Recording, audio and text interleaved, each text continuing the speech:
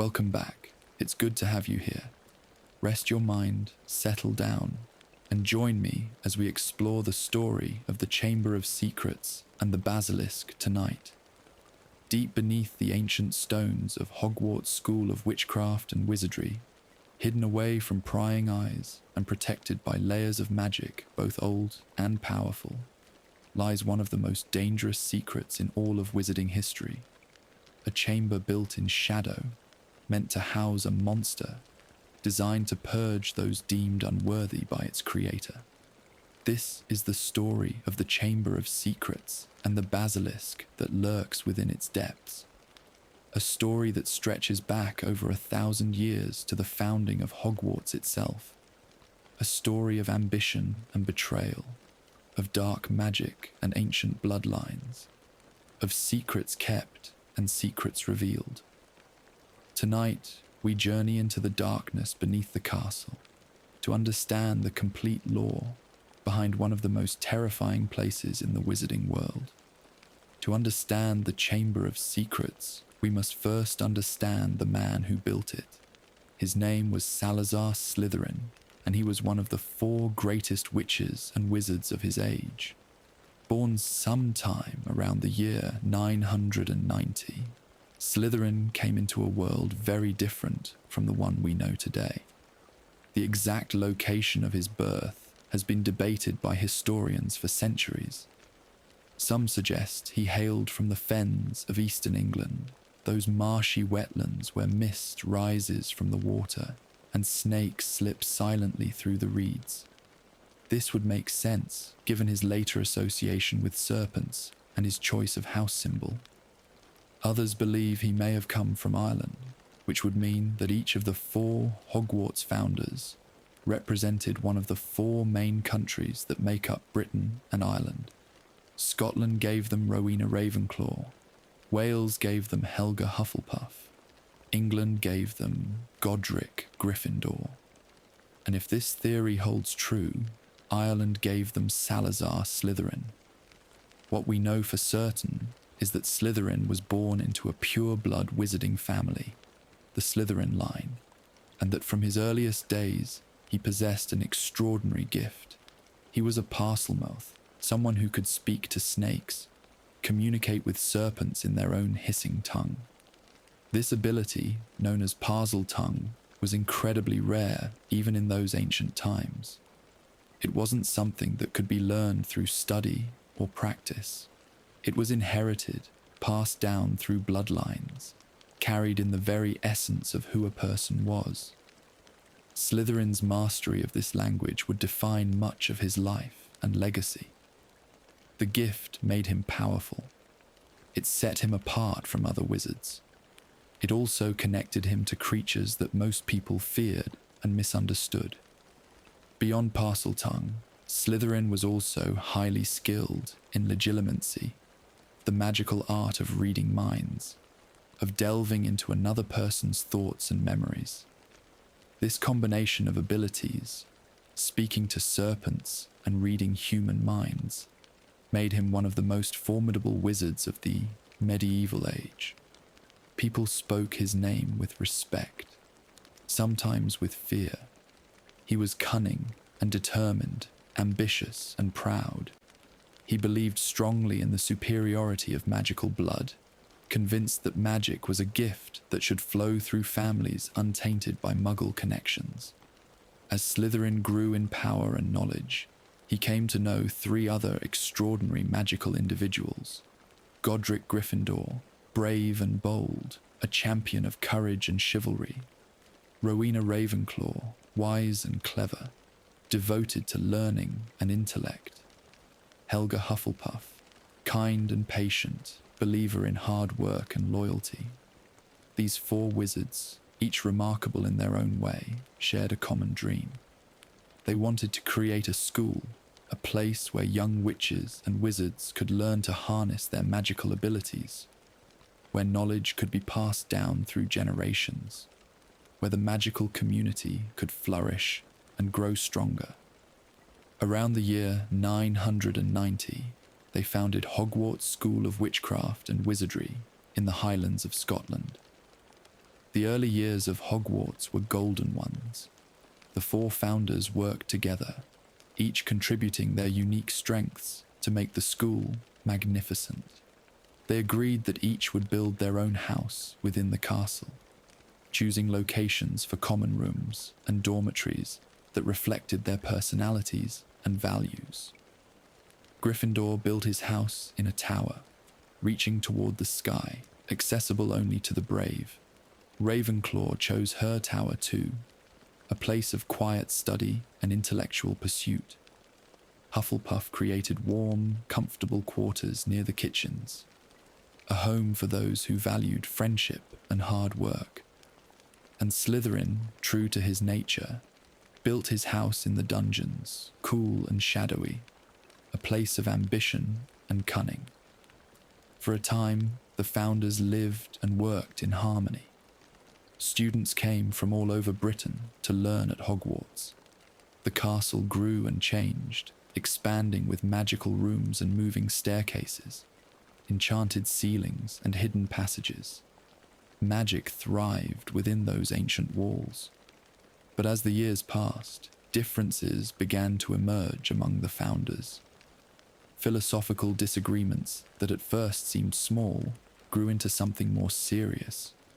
The main point of contention was a fundamental question: who deserved to study magic? Slytherin held strong views on this matter. He believed that only students from pure magical families should be taught at Hogwarts. In his mind, those with Muggle parents or Muggle ancestry were inferior, less worthy, potentially dangerous. Perhaps his feelings came from personal experiences with Muggles. Perhaps they were simply part of his nature, his belief in blood purity and magical superiority. Regardless of the source, these views became more extreme as time went on. He distrusted Muggle-born students. He feared they would bring corruption into the magical world. He wanted them excluded from Hogwarts entirely. Gryffindor, Ravenclaw, and Hufflepuff disagreed strongly with these views. They believed that magical ability was what mattered, not ancestry. They had seen talented witches and wizards come from Muggle families. They understood that magic chose whom it would, regardless of bloodline. The arguments between the founders grew heated. Slytherin expressed his opinions to his fellow founders, trying to convince them that only purebloods should be admitted. When they refused to listen, when they continued to accept Muggle-born students, Slytherin's frustration turned to anger. The exact details of what happened next have been lost to history, obscured by centuries and conflicting accounts. What we know is that Slytherin eventually left Hogwarts. He walked away from the school he had helped build, from the dream he had helped create. The split with his fellow founders was complete and final. He never returned to the castle. But before he left, before he turned his back on Hogwarts forever, Salazar Slytherin did something that would echo through the centuries. He built one final addition to the school, a secret place that none of the other founders knew about. He called it the Chamber of Secrets. When Slytherin first conceived the chamber, perhaps his intentions were not entirely sinister. Perhaps he simply wanted a private place where he could teach his students spells and techniques that the other founders disapproved of, particularly aspects of the dark arts. The other founders had concerns about teaching certain types of magic, but Slytherin believed his students should learn everything, including dangerous spells that could give them power over their enemies. A secret chamber, accessible only to those who could speak Parseltongue, would be the perfect place for such instruction, hidden, secure, completely under his control. But as Slytherin's views hardened, as his anger at the other founders grew, the purpose of the chamber shifted.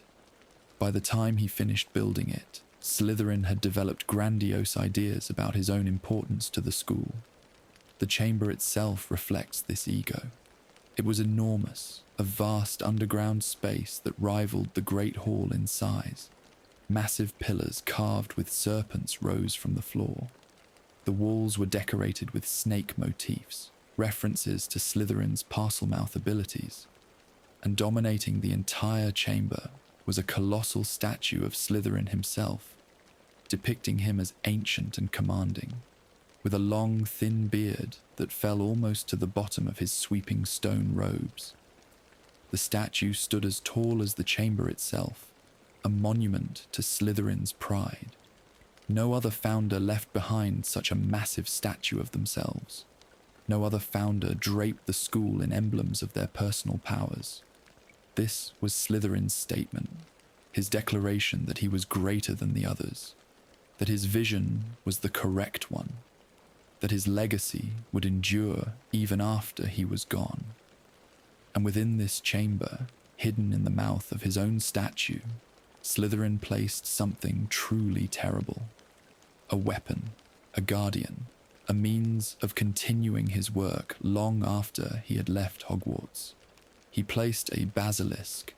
The basilisk, known as the King of Serpents, is one of the most dangerous magical creatures ever created.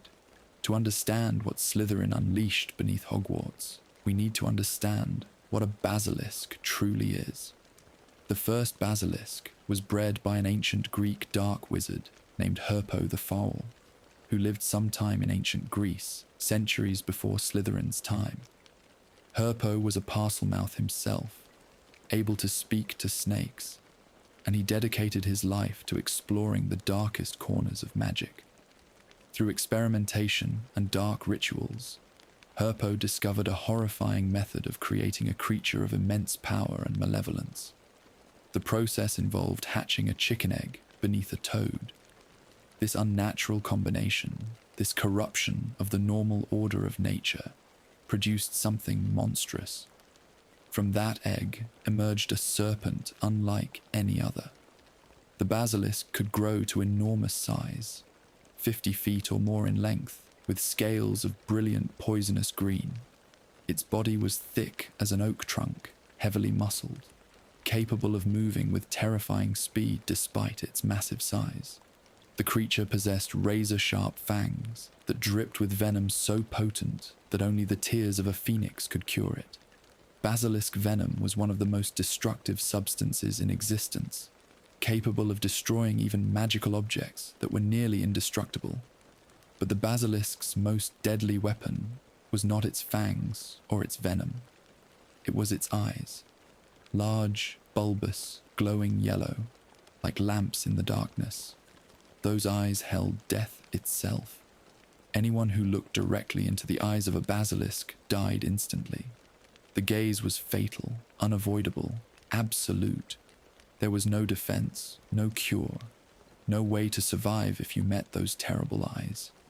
Even glimpsing the basilisk's stare indirectly, seeing it through a reflection or through a camera or in water, would not kill but would petrify, turning the victim to stone, frozen in place until a complex potion could revive them. The basilisk was classified by the Ministry of Magic as an XXX creature, the highest danger rating, reserved for known wizard killers that could not be domesticated or controlled. The breeding of basilisks was banned in medieval times, and that ban has never been lifted.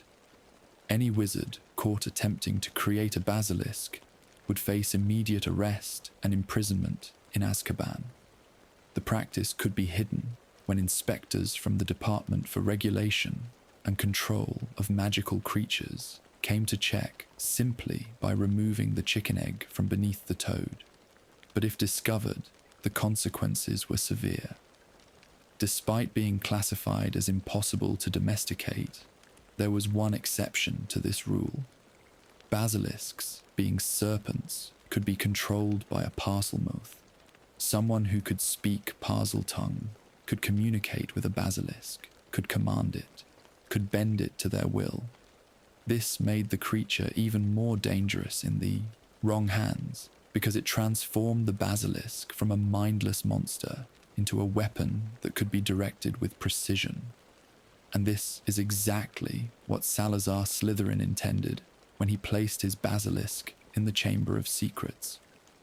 The construction of the chamber itself was a masterwork of magical architecture and secrecy. Slytherin managed to build this enormous space beneath Hogwarts without any of the other founders discovering it. The chamber was located deep underground, possibly beneath the lake that bordered the castle. The entrance was hidden in a place that seemed unlikely, that seemed safe, that seemed beyond suspicion. It was in a bathroom, specifically what would later become a second-floor girls' bathroom. The entrance was concealed behind a row of sinks, protected by parseltongue. On one of the sinks, barely visible, was a tiny snake carved into the copper tap. When someone spoke the parseltongue command to open, the sink would move, revealing a large pipe that dropped down into darkness. This pipe was part of an extensive system that ran throughout Hogwarts, connecting to the plumbing that served the castle. The basilisk could move through these pipes, traveling unseen throughout the school, able to emerge at different points when called. The system was brilliant and terrifying. It meant the monster could strike anywhere, could reach any part of the castle, while remaining completely hidden from view. The pipes also explained how the basilisk had survived for centuries without being discovered. It had its own ecosystem down there in the darkness, hunting rats and other creatures that made their way into the underground passages. After sliding down the entrance pipe, one would land in a dark underground passage filled with the bones of small animals that the basilisk had consumed over the centuries. The tunnel led through twisting corridors, deep beneath the foundations of Hogwarts, until it reached a massive circular door. This door was decorated with 7 snakes that intertwined to form a lock. Only Parseltongue could open it.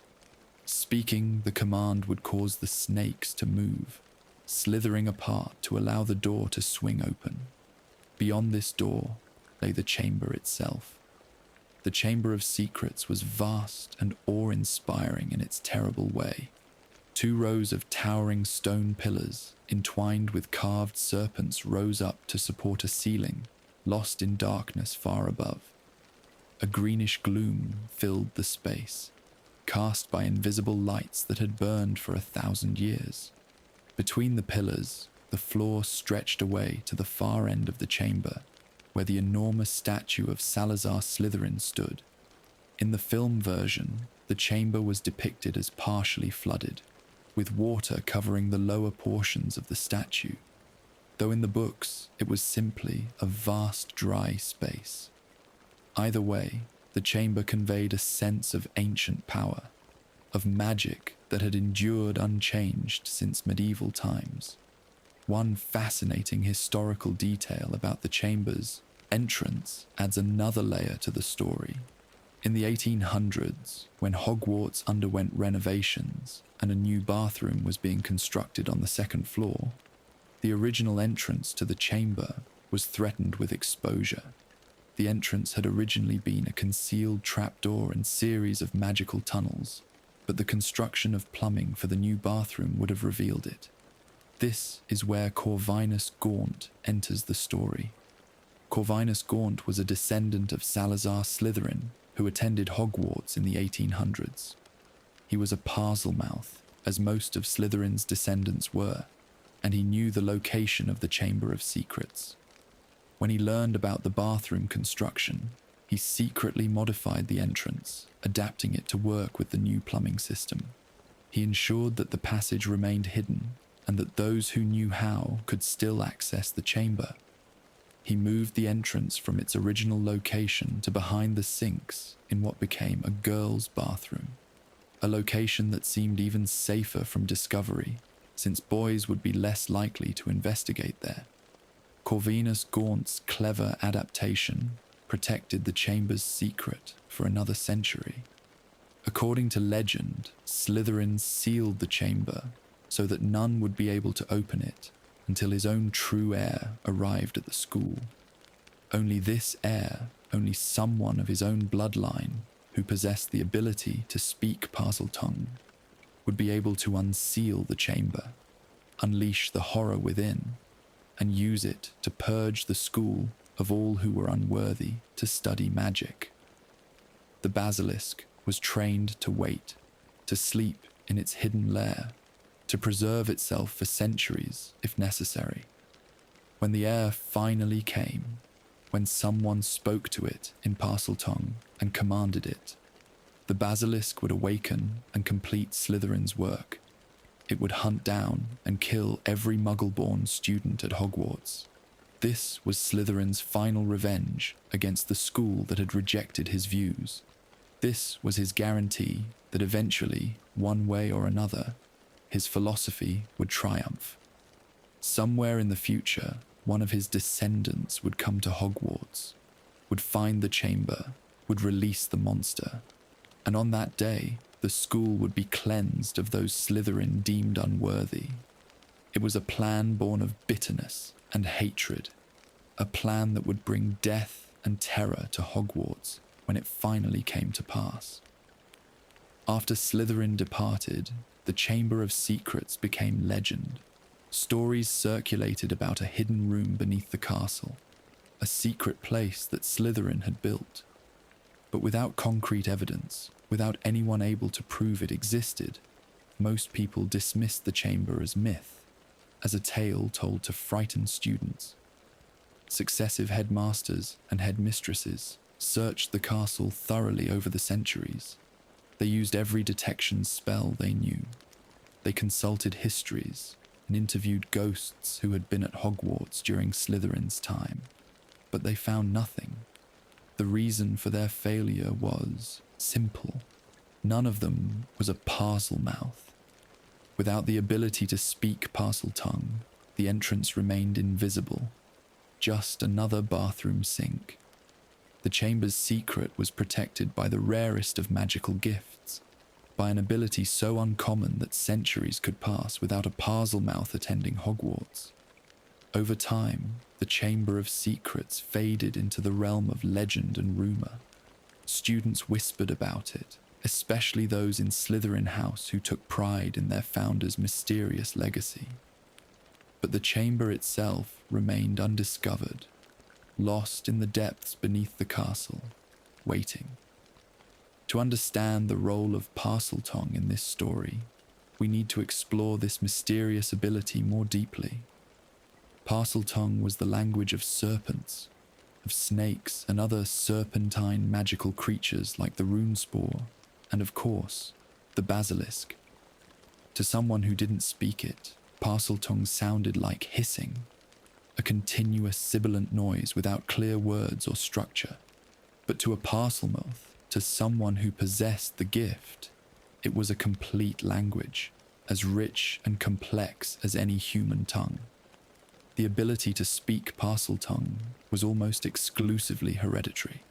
It passed down through bloodlines, carried from parent to child, a gift embedded in the very essence of magical blood.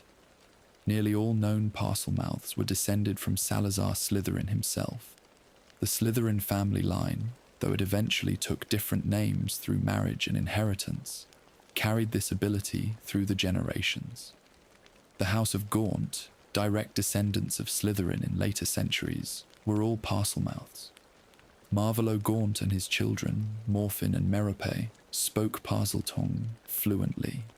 They even conversed with each other in the language, using it as a private tongue that others couldn't understand.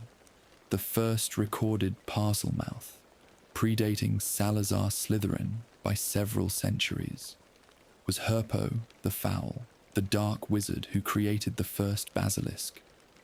Herpo's ability to speak to snakes was what allowed him to control his creation. Slytherin, according to some theories, may have been descended from Herpo, which would explain how the gift came to him. Regardless of the exact lineage, Slytherin was one of the first famous Parselmouths in recorded history, and his ability became so associated with his name that people called him Serpent Tongue. The discovery of Parseltongue as a documented magical ability was credited to Paracelsus in the 16th century. Paracelsus, whose full name was Philippus Aureolus Theophrastus Bombastus von Hohenheim, was a famous alchemist and what he termed a medical genius. He researched Parseltongue extensively and reported his findings to the wider wizarding world. Interestingly, Paracelsus himself was not a Parselmouth. He couldn't speak the language. But he studied those who could, documented their abilities, and made the gift known to magical scholars. What many people don't realize is that Paracelsus was also the wizard who discovered and documented the process for creating Horcruxes, those terrible containers for fragments of a person's soul. The connection between Parseltongue, basilisks, and Horcruxes all traces back through dark magic to these ancient origins. In British wizarding society, Parseltongue had a sinister reputation. It was seen as the mark of a dark wizard, an ability that indicated evil intentions and corrupt nature. This reputation wasn't entirely fair, but it was understandable. Salazar Slytherin had been a Parselmouth and had built the Chamber of Secrets. Herpo the Foul had been a Parselmouth and had created the Basilisk. Many members of the dark wizard-producing Gaunt family were Parselmouths. And in the modern age, Lord Voldemort himself, the most dangerous dark wizard since Grindelwald, was a Parselmouth who used his ability to control his snake Nagini and to access Slytherin's secrets. When students at Hogwarts discovered that someone among them could speak Parseltongue, they immediately assumed the worst. They believed that person must be the heir of Slytherin, must have dark intentions, must be planning to harm Muggle-born students. This prejudice was so strong that even good, kind people would look at a Parselmouth with suspicion and fear. As one student told another, "Everyone knows that's the mark of a dark wizard. Have you ever heard of a decent one who could talk to snakes?" The truth, as Albus Dumbledore wisely pointed out, was more complex. There were Parselmouths among the good as well, though they were rare. The ability itself was neutral. It was how a person chose to use that ability that mattered. For nearly 1,000 years after Slytherin's departure, the Chamber of Secrets remained sealed. The legend persisted, but the chamber itself stayed hidden. The basilisk within, sleeping in the darkness, waiting for the heir who would command it to awaken. That heir finally came in the 1930s, though it would be another decade before he succeeded in opening the chamber.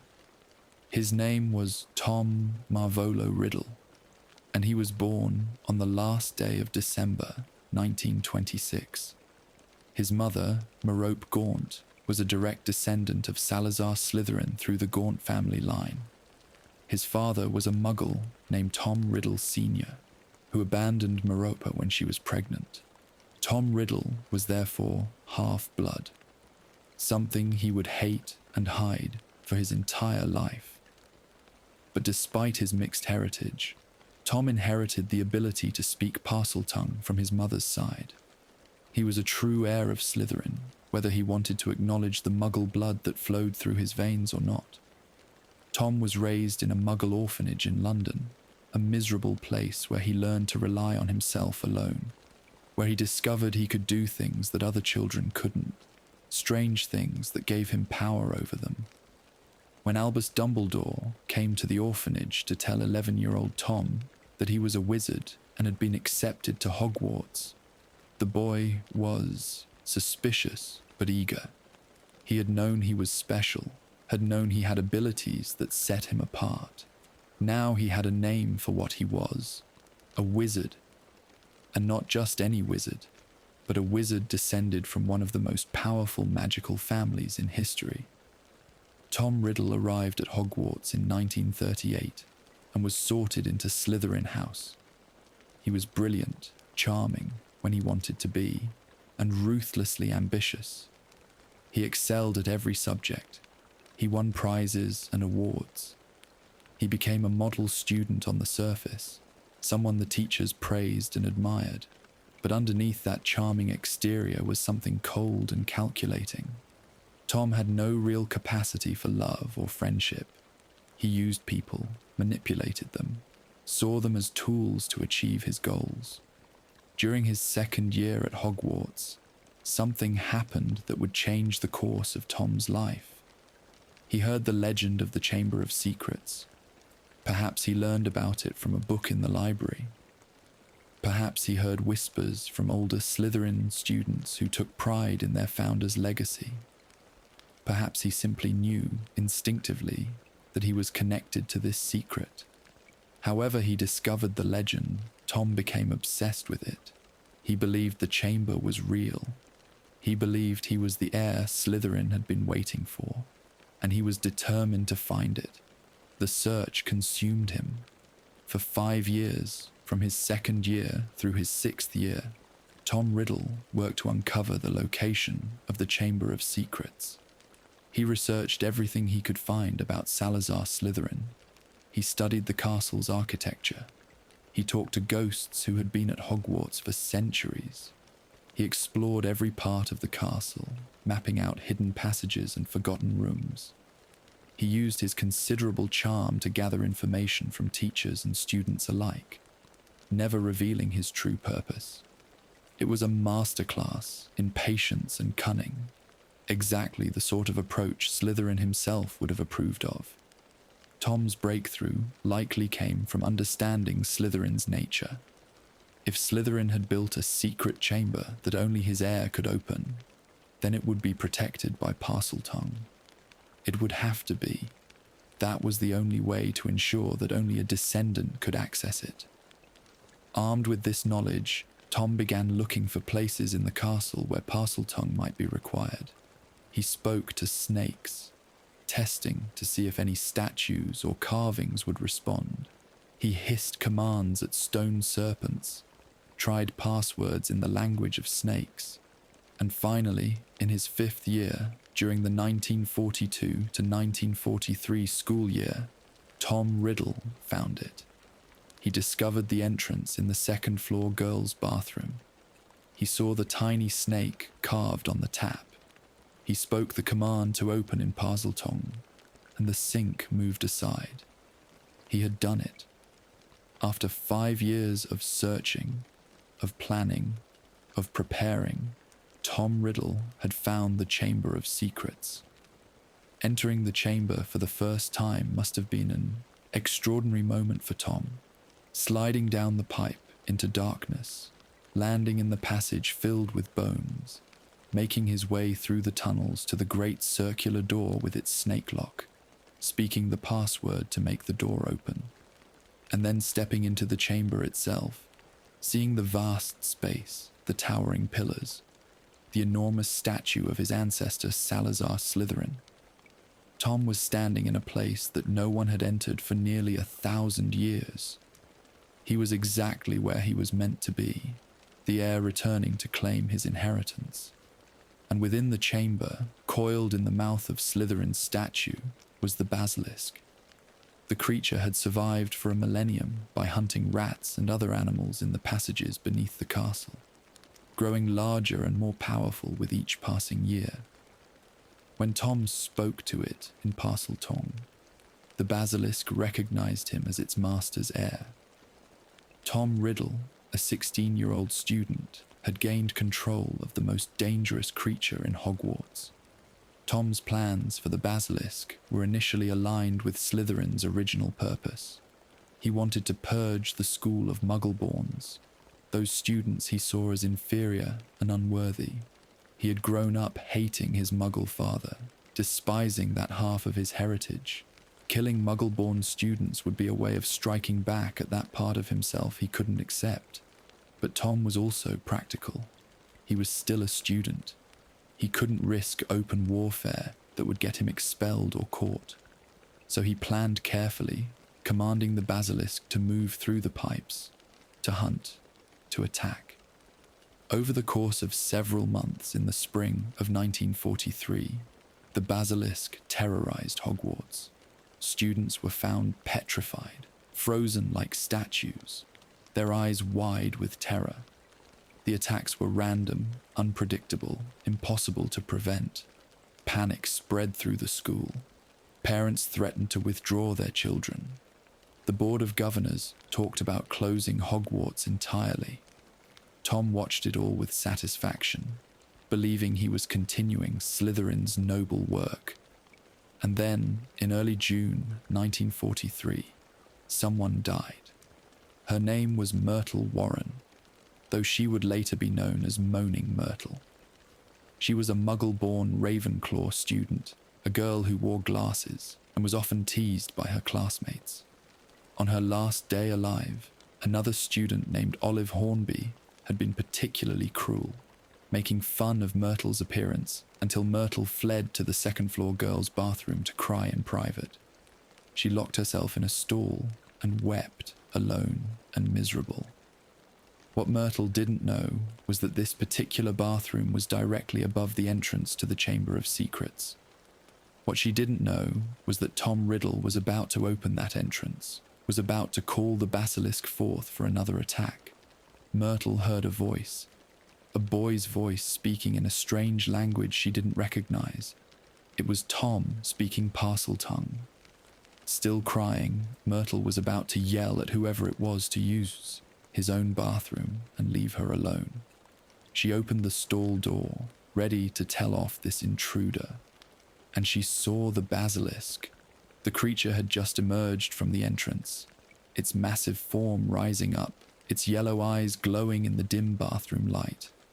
Myrtle's eyes met those terrible eyes directly. There was no reflection, no camera, no protection.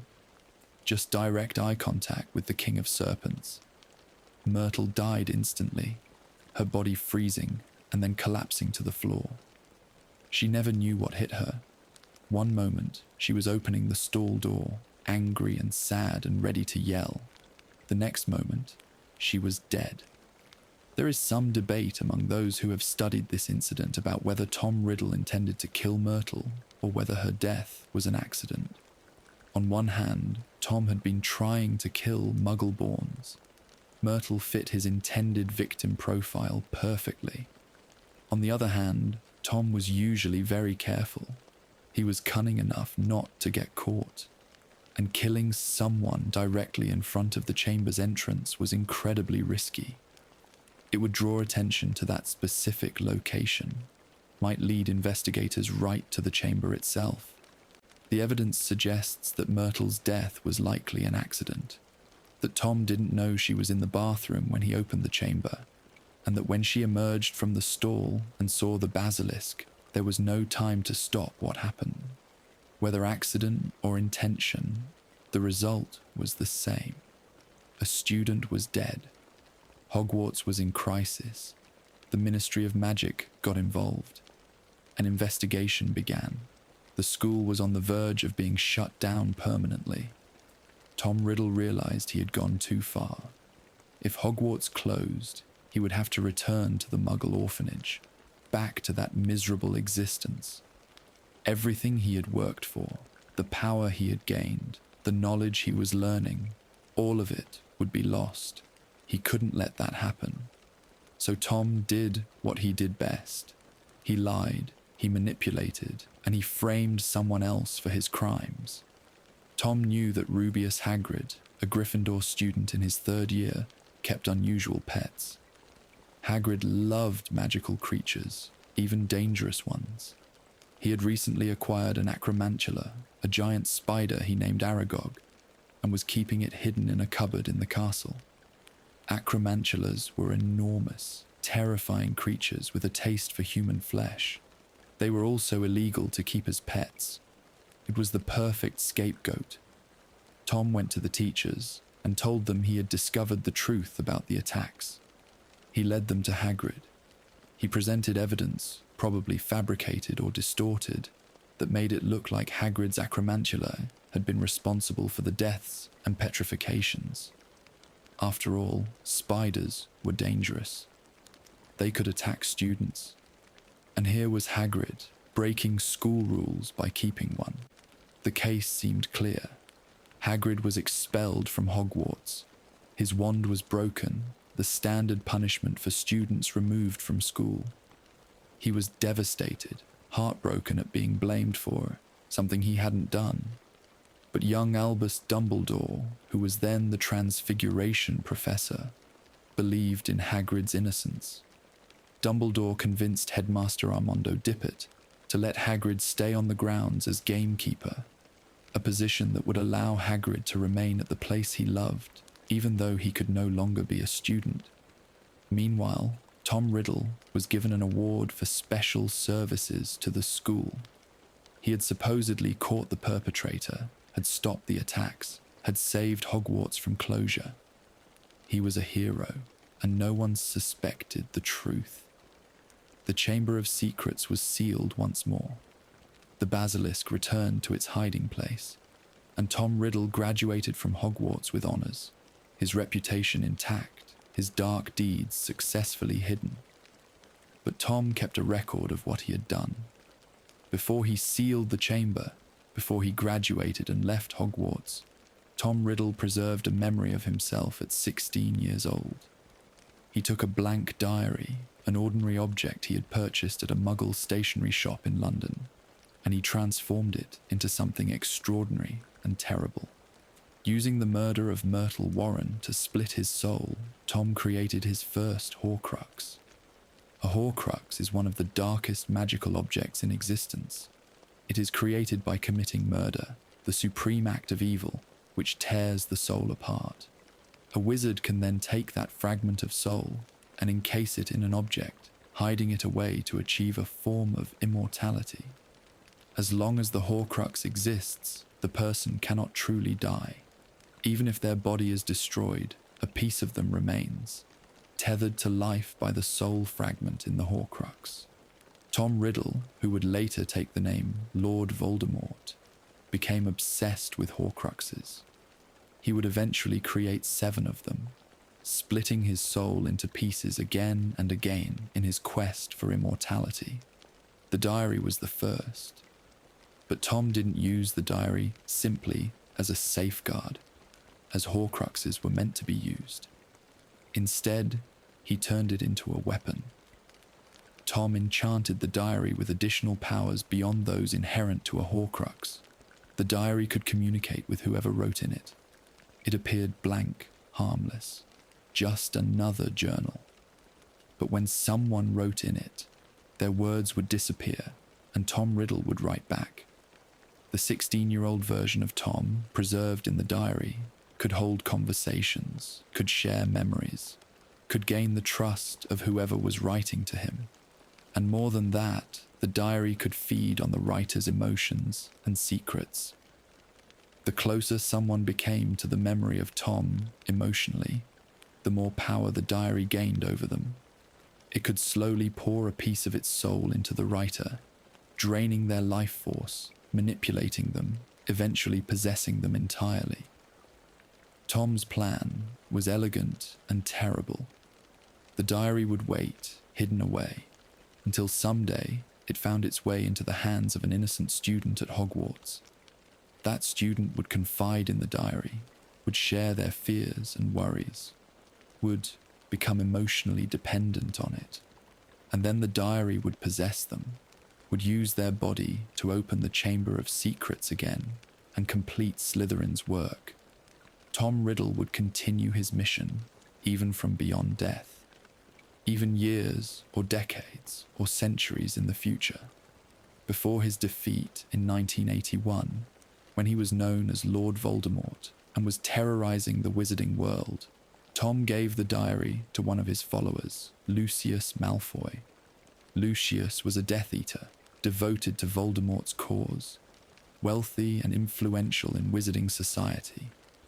Voldemort told Malfoy that the diary was cleverly enchanted, that it could be used to open the Chamber of Secrets again. But he never told Lucius the most important truth.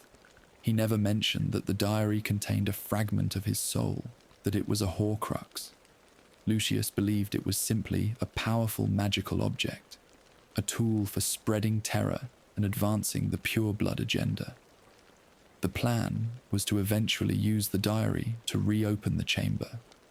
But Voldemort's first reign of terror ended before that could happen. On October 31st, 1981, Voldemort went to Godric's Hollow to kill Harry Potter, the child prophesied to have the power to defeat him. When Voldemort's killing curse rebounded, due to Lily Potter's sacrificial protection, his body was destroyed and he was reduced to something less than spirit, forced to flee and hide. The Death Eaters scattered. Lucius Malfoy kept the diary, but he handled it carelessly, not understanding its true nature or importance. For 11 years, the diary remained hidden among Lucius's possessions. But in the summer of 1992, Lucius saw an opportunity to put the diary to use. The Ministry of Magic was conducting raids on suspected Death Eater homes, looking for dark artifacts.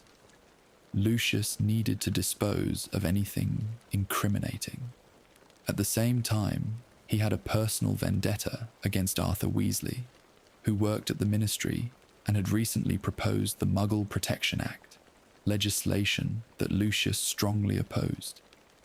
The Weasley family, despite being pureblood, were known as Muggle lovers, exactly the sort of wizards that people like Lucius despised. So Lucius came up with a plan that would kill several birds with one stone. He would slip the diary to Arthur Weasley's daughter, Ginny, who was about to start her first year at Hogwarts. If the diary worked as Voldemort had intended, it would open the Chamber of Secrets, terrorize the school, and likely kill Ginny in the process. This would destroy Arthur Weasley emotionally, would discredit him politically, would prove that his Muggle-loving ways led to disaster. It would also get rid of the incriminating diary before the Ministry raids found it in Malfoy's possession. Lucius saw it as a perfect solution. In Diagon Alley, at Flourish and Blott's bookshop, while the Weasley family was purchasing school supplies, Lucius managed to slip the diary into Ginny's cauldron full of second-hand school books. Ginny, excited and nervous about starting Hogwarts, had no idea that one of her new possessions was a Horcrux containing the memory of the most dangerous dark wizard of the age. Ginny Weasley was 11 years old when she arrived at Hogwarts in September 1992. She was the youngest of 7 children, the only daughter in the Weasley family, and she had grown up hearing stories about Hogwarts from her older brothers. She was eager to start her own adventures, to make her own mark. She was sorted into Gryffindor House, following in the footsteps of all her brothers before her. But Ginny's first year at Hogwarts was not what she had imagined. She felt overwhelmed by the size of the school, by the expectations placed on her as the first Weasley daughter to attend in generations. Her brothers, while loving, were busy with their own lives and studies. She felt alone despite being surrounded by people. And she had developed a crush on Harry Potter, the famous boy who lived, her brother Ron's best friend. She was too shy to speak to Harry, too nervous to be herself around him. Her insecurities piled up, and she desperately wanted someone to talk to, someone who would understand. That's when she discovered the diary. At first, she probably thought it was just a blank journal, a place where she could write down her thoughts and feelings. But when she wrote in it, and Tom Riddle wrote back, everything changed. Here was someone who listened to her, who understood her, who seemed to care about her problems. Tom was sympathetic and kind, or so he seemed. He asked about her life, her worries, her feelings for Harry Potter. Ginny poured her heart out to the diary. She told Tom everything. Her fears about not measuring up to her brothers, her embarrassment about her family's poverty, about having to use second-hand robes and books, her conviction that Harry Potter would never notice someone like her. Tom was patient. He wrote back messages of comfort and understanding. He made Ginny feel special, made her feel heard. No one had ever understood her like Tom did. The diary became like a friend she could carry around in her pocket, someone always there for her. Ginny became emotionally dependent on the diary, confiding in it more and more, sharing her deepest secrets. She didn't realize that every time she wrote in the diary, every time she opened her heart to it, she was feeding it. The memory of Tom Riddle was growing stronger, feeding on her emotions, gaining more and more control over her. As autumn turned to winter in that 1992 to 1993 school year, the diary's influence over Ginny deepened. Tom began to pour a little of his soul back into her, slowly possessing her, taking control of her actions, while she remained unaware of what was happening. By October, Ginny started looking pale and tired. She was losing weight, losing energy. People thought she had a cold, thought she was just struggling with the stress of her first year at Hogwarts. No one suspected the truth. Under Tom's control, Ginny reopened the Chamber of Secrets. She went to the second-floor bathroom, spoke the Parseltongue command that Tom fed into her mind, and opened the entrance. Tom commanded the Basilisk through Ginny, sending it through the pipes of Hogwarts to hunt once again. Ginny, in her possessed state, wrote threatening messages on the walls in blood. The Chamber of Secrets has been opened. Enemies of the air, beware. The attacks began. On October 31st, the caretaker's cat, Mrs. Norris, was found petrified, hanging by her tail from a torch bracket, her eyes wide and staring. The message was written on the wall nearby. Panic gripped the school.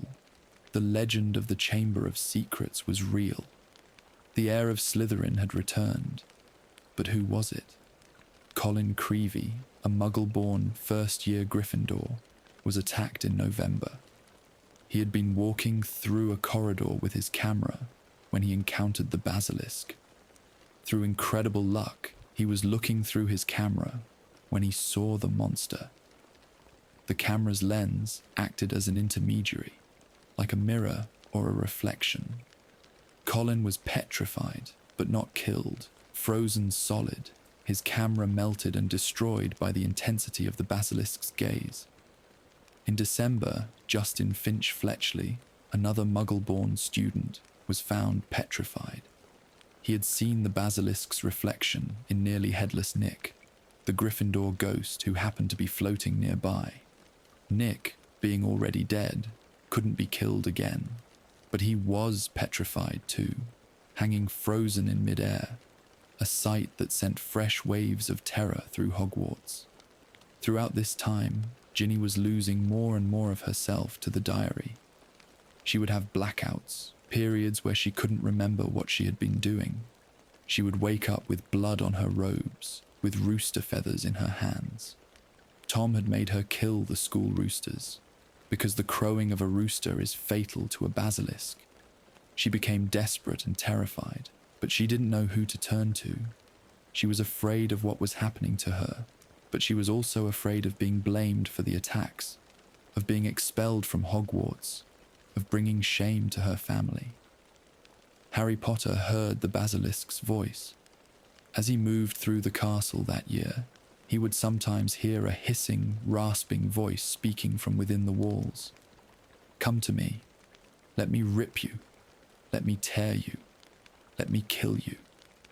It was a chilling, bone-cold voice that filled Harry with dread. No one else could hear it, which made Harry wonder if he was going mad. But the truth was that Harry was a Parselmonth, though he didn't know it yet. He had gained the ability to speak and understand Parseltongue from Voldemort himself, when Voldemort's attack on him as a baby had inadvertently made Harry into an accidental Horcrux. Harry was hearing the Basilisk as it moved through the pipes, listening to its murderous thoughts. During a dueling club session in December, Harry's ability to speak Parseltongue was revealed to the entire school. Draco Malfoy conjured a snake to attack Harry, and Harry, without thinking, spoke to the snake in Parseltongue, telling it to back off. To everyone watching, it looked like Harry was encouraging the snake to attack Justin Finch-Fletchley, another student nearby. The whispers started immediately. Harry Potter was a Parselmouth. He could speak the language of snakes, just like Salazar Slytherin. He must be the heir of Slytherin. He must be the one opening the chamber. Harry's reputation at Hogwarts plummeted.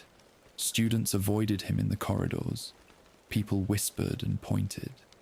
Even some Gryffindors looked at him with suspicion. Harry knew he hadn't opened the chamber, knew he wasn't attacking anyone. But how could he prove it?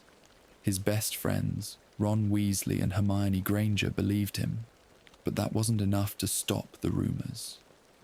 Hermione became determined to figure out what the monster in the chamber actually was.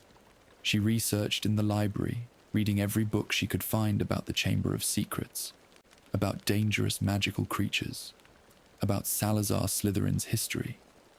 She eventually found the answer. The monster was a basilisk, a king of serpents.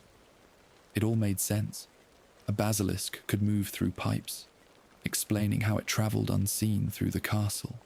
Its stare was fatal, explaining the deaths and petrifications.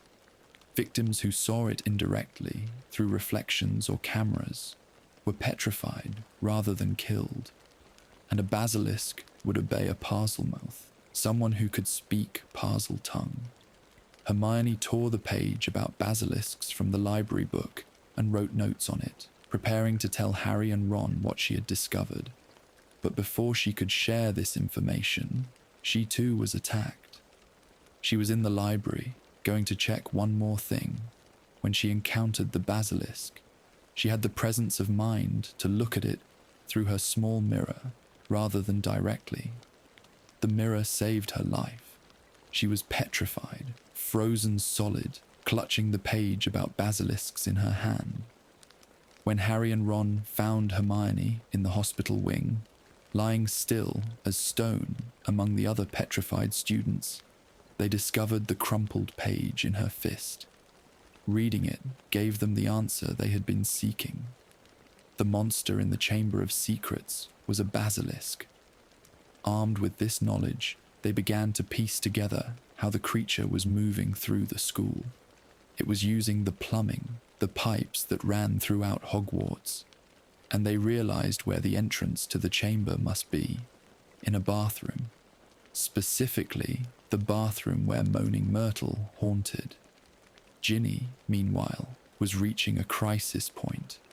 Tom Riddle had gained so much power over her that he was ready to complete his plan. He manipulated Ginny into writing a farewell message on a corridor wall, warning that her skeleton would lie in the chamber forever. Then he drew her down to the chamber itself, taking her deep beneath the castle. His plan was to drain the last of her life force, to become fully corporeal, to leave the pages of the diary and take physical form. Ginny would die, and Tom Riddle would live again, exactly as he had been at 16 years old. Harry and Ron, along with their defense against the dark arts professor, Gilderoy Lockhart, went searching for the chamber. They found the entrance in Moaning Myrtle's bathroom, opened it by having Harry speak Parseltongue to the snake tap, and descended into the depths. Professor Lockhart, who turned out to be a fraud and a coward, tried to use Ron's broken wand to cast a memory charm on Harry and Ron, hoping to erase their memories and then take credit for saving Ginny himself. But Ron's broken wand backfired. The spell rebounded on Lockhart, causing the tunnel ceiling to collapse. Ron was trapped on one side of the cave-in, with the memory-wiped Lockhart, while Harry continued alone into the chamber. In the chamber itself, Harry found Ginny lying on the floor near the statue of Salazar Slytherin, her body cold and still, barely alive. Standing over her was Tom Riddle, or rather, a memory of Tom Riddle, looking almost solid, almost real. The diary lay nearby, having served its purpose.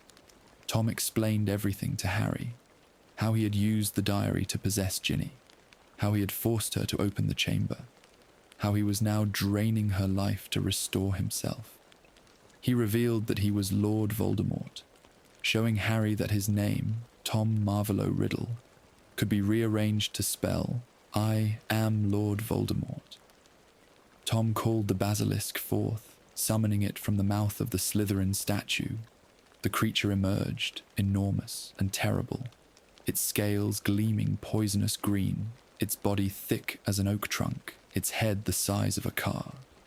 Harry closed his eyes, knowing that to look at the basilisk directly meant instant death. He was trapped, unarmed, facing a monster that could kill him with a glance. And then Fawkes arrived. Albus Dumbledore's Phoenix, responding to Harry's loyalty to Dumbledore, flew into the chamber carrying the sorting hat. Fawkes attacked the basilisk with his talons, pecking out the creature's great yellow eyes, blinding it. Without its deadly gaze, the basilisk was less dangerous, though still a terrifying opponent. It could no longer kill with a look, but it still had its massive size, its crushing strength, and its deadly venom. Harry put on the sorting hat, desperate for help, and something hard and heavy fell onto his head. It was a sword, the sword of Godric Gryffindor, a weapon that appeared only to true Gryffindors in their moment of greatest need. The sword was beautiful and deadly, made of silver and encrusted with rubies. Harry grabbed it, wielding a weapon against the basilisk for the first time. The battle that followed was desperate and chaotic. The blind basilisk tracked Harry by scent, by sound, by the vibrations of his movements. It struck at him again and again, its massive body smashing against pillars, its fangs snapping shut inches from Harry's face. Harry dodged and ran and fought back, slashing at the creature with the sword. The basilisk's scales were tough as armor, difficult to pierce. But Harry kept fighting, kept moving, driven by the knowledge that if he fell, Ginny would die, and Tom Riddle would return to life. Finally, Harry saw his chance. The basilisk lunged at him, mouth open, fangs exposed. Harry thrust upward with all his strength, driving the sword of Gryffindor straight up through the roof of the basilisk's mouth into its brain. The sword went into the hilt. The basilisk's enormous body convulsed and then went still. The King of Serpents, the creature that had lived for 1,000 years beneath Hogwarts, was dead. But in its death throes, the basilisk had struck. One of its fangs had pierced Harry's arm, pumping venom into his bloodstream. Basilisk venom was one of the most destructive substances in the magical world. It would kill him within minutes. Harry collapsed next to Ginny, the diary lying nearby, his life draining away. Tom Riddle's memory watched with satisfaction, believing he had won. Harry would die, Ginny would die, and Tom would live again. But Fawkes had not finished helping Harry. The Phoenix flew to Harry's side and cried over his wound. Phoenix tears have incredible healing properties. They can cure any injury, neutralize any poison. Fawkes's tears fell onto Harry's arm, where the basilisk fang had pierced him, and the venom was neutralized. The wound healed. Harry's life was saved. Tom Riddle was furious. Everything had gone wrong. The basilisk was dead. Harry was alive. And Harry, looking at the diary, at the fang that had broken off in his arm, suddenly understood what he needed to do. He grabbed the fang and stabbed it into the diary. The diary was a Horcrux, a container for a fragment of Voldemort's soul. But Horcruxes could be destroyed, and basilisk venom was one of the few substances capable of destroying them. As Harry drove the fang through the diary's pages, the Horcrux was obliterated. Black ink poured from the diary like blood. Tom Riddle's memory writhed and screamed, his form flickering and fading. He let out a terrible scream of anguish, and then vanished completely, destroyed along with the diary. Ginny woke up. With the Horcrux destroyed, with Tom's control over her broken, her life force began to return to her. She was confused and terrified, remembering pieces of what had happened, knowing she had done terrible things while possessed. Harry comforted her, assured her that none of it was her fault, that Tom Riddle had manipulated her. Together, they made their way back through the chamber, back through the collapsed tunnel where Ron had been waiting, and finally back up to the school. When they emerged from the chamber, they went directly to Dumbledore's office. Harry brought the destroyed diary with him. Heads explained everything that had happened. Dumbledore listened carefully, his blue eyes grave behind his half-moon spectacles. He praised Harry for his bravery and his loyalty.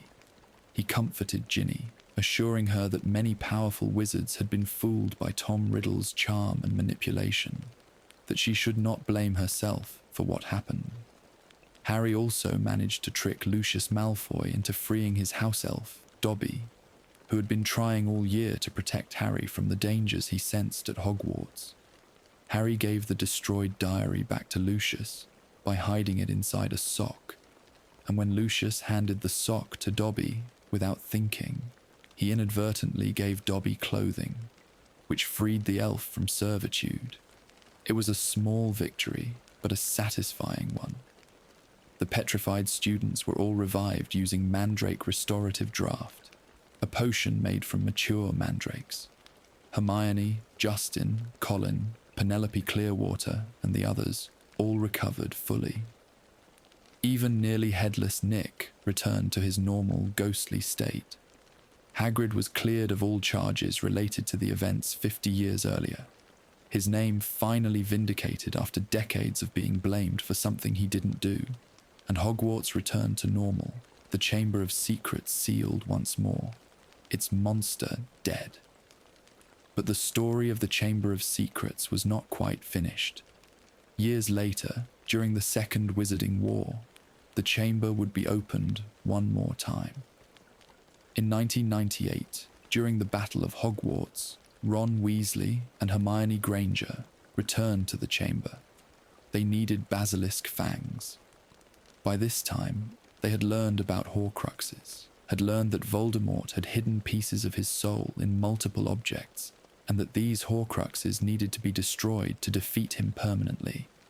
Ron, who had heard Harry speak Parseltongue years earlier, when Harry opened Salazar Slytherin's locket, managed to imitate the hissing sounds well enough to open the chamber entrance. It took him several tries, but he finally got it right. He and Hermione descended into the chamber and found the corpse of the basilisk still lying where Harry had killed it 6 years before. The creature's body had decayed, but its fangs remained, still deadly, still capable of destroying Horcruxes. Hermione used one of the fangs to destroy Helga Hufflepuff's cup, another of Voldemort's Horcruxes.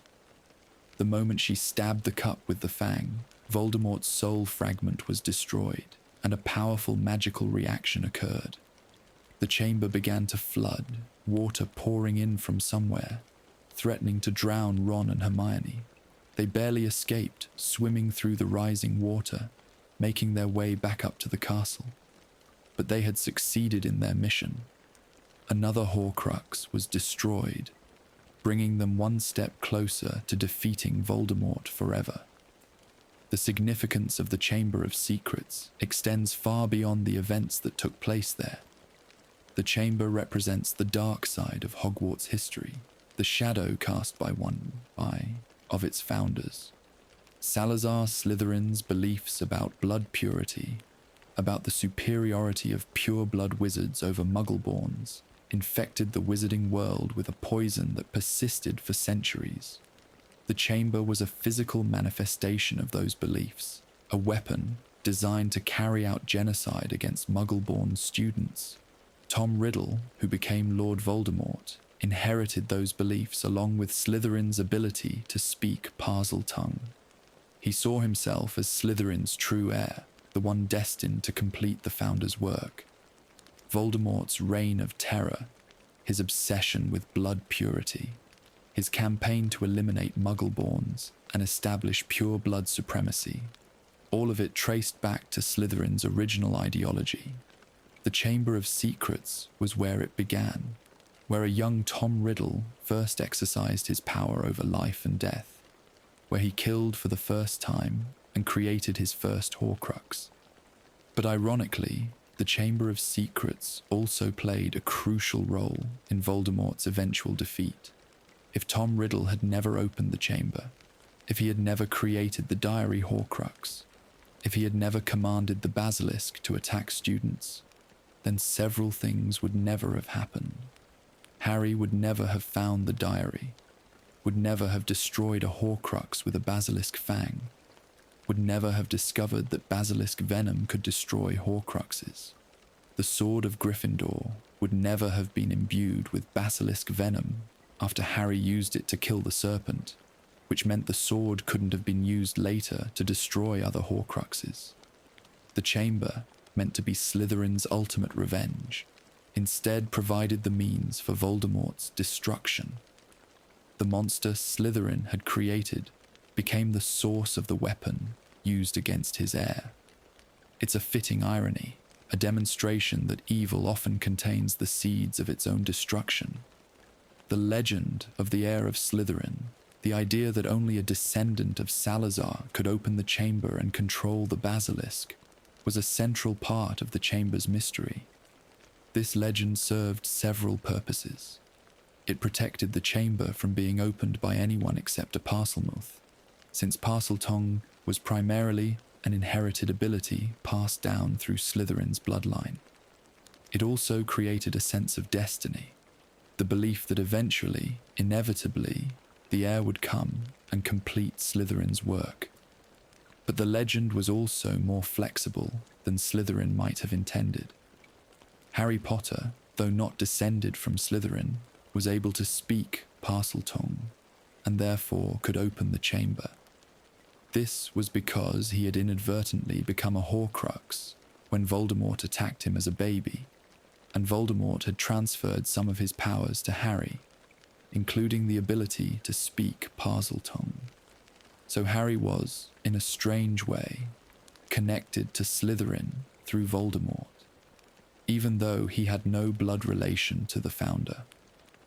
This raises interesting questions about what it means to be an heir. Is it purely about bloodline, about genetic descent from a particular ancestor? Or can it be about abilities, about characteristics, about choices?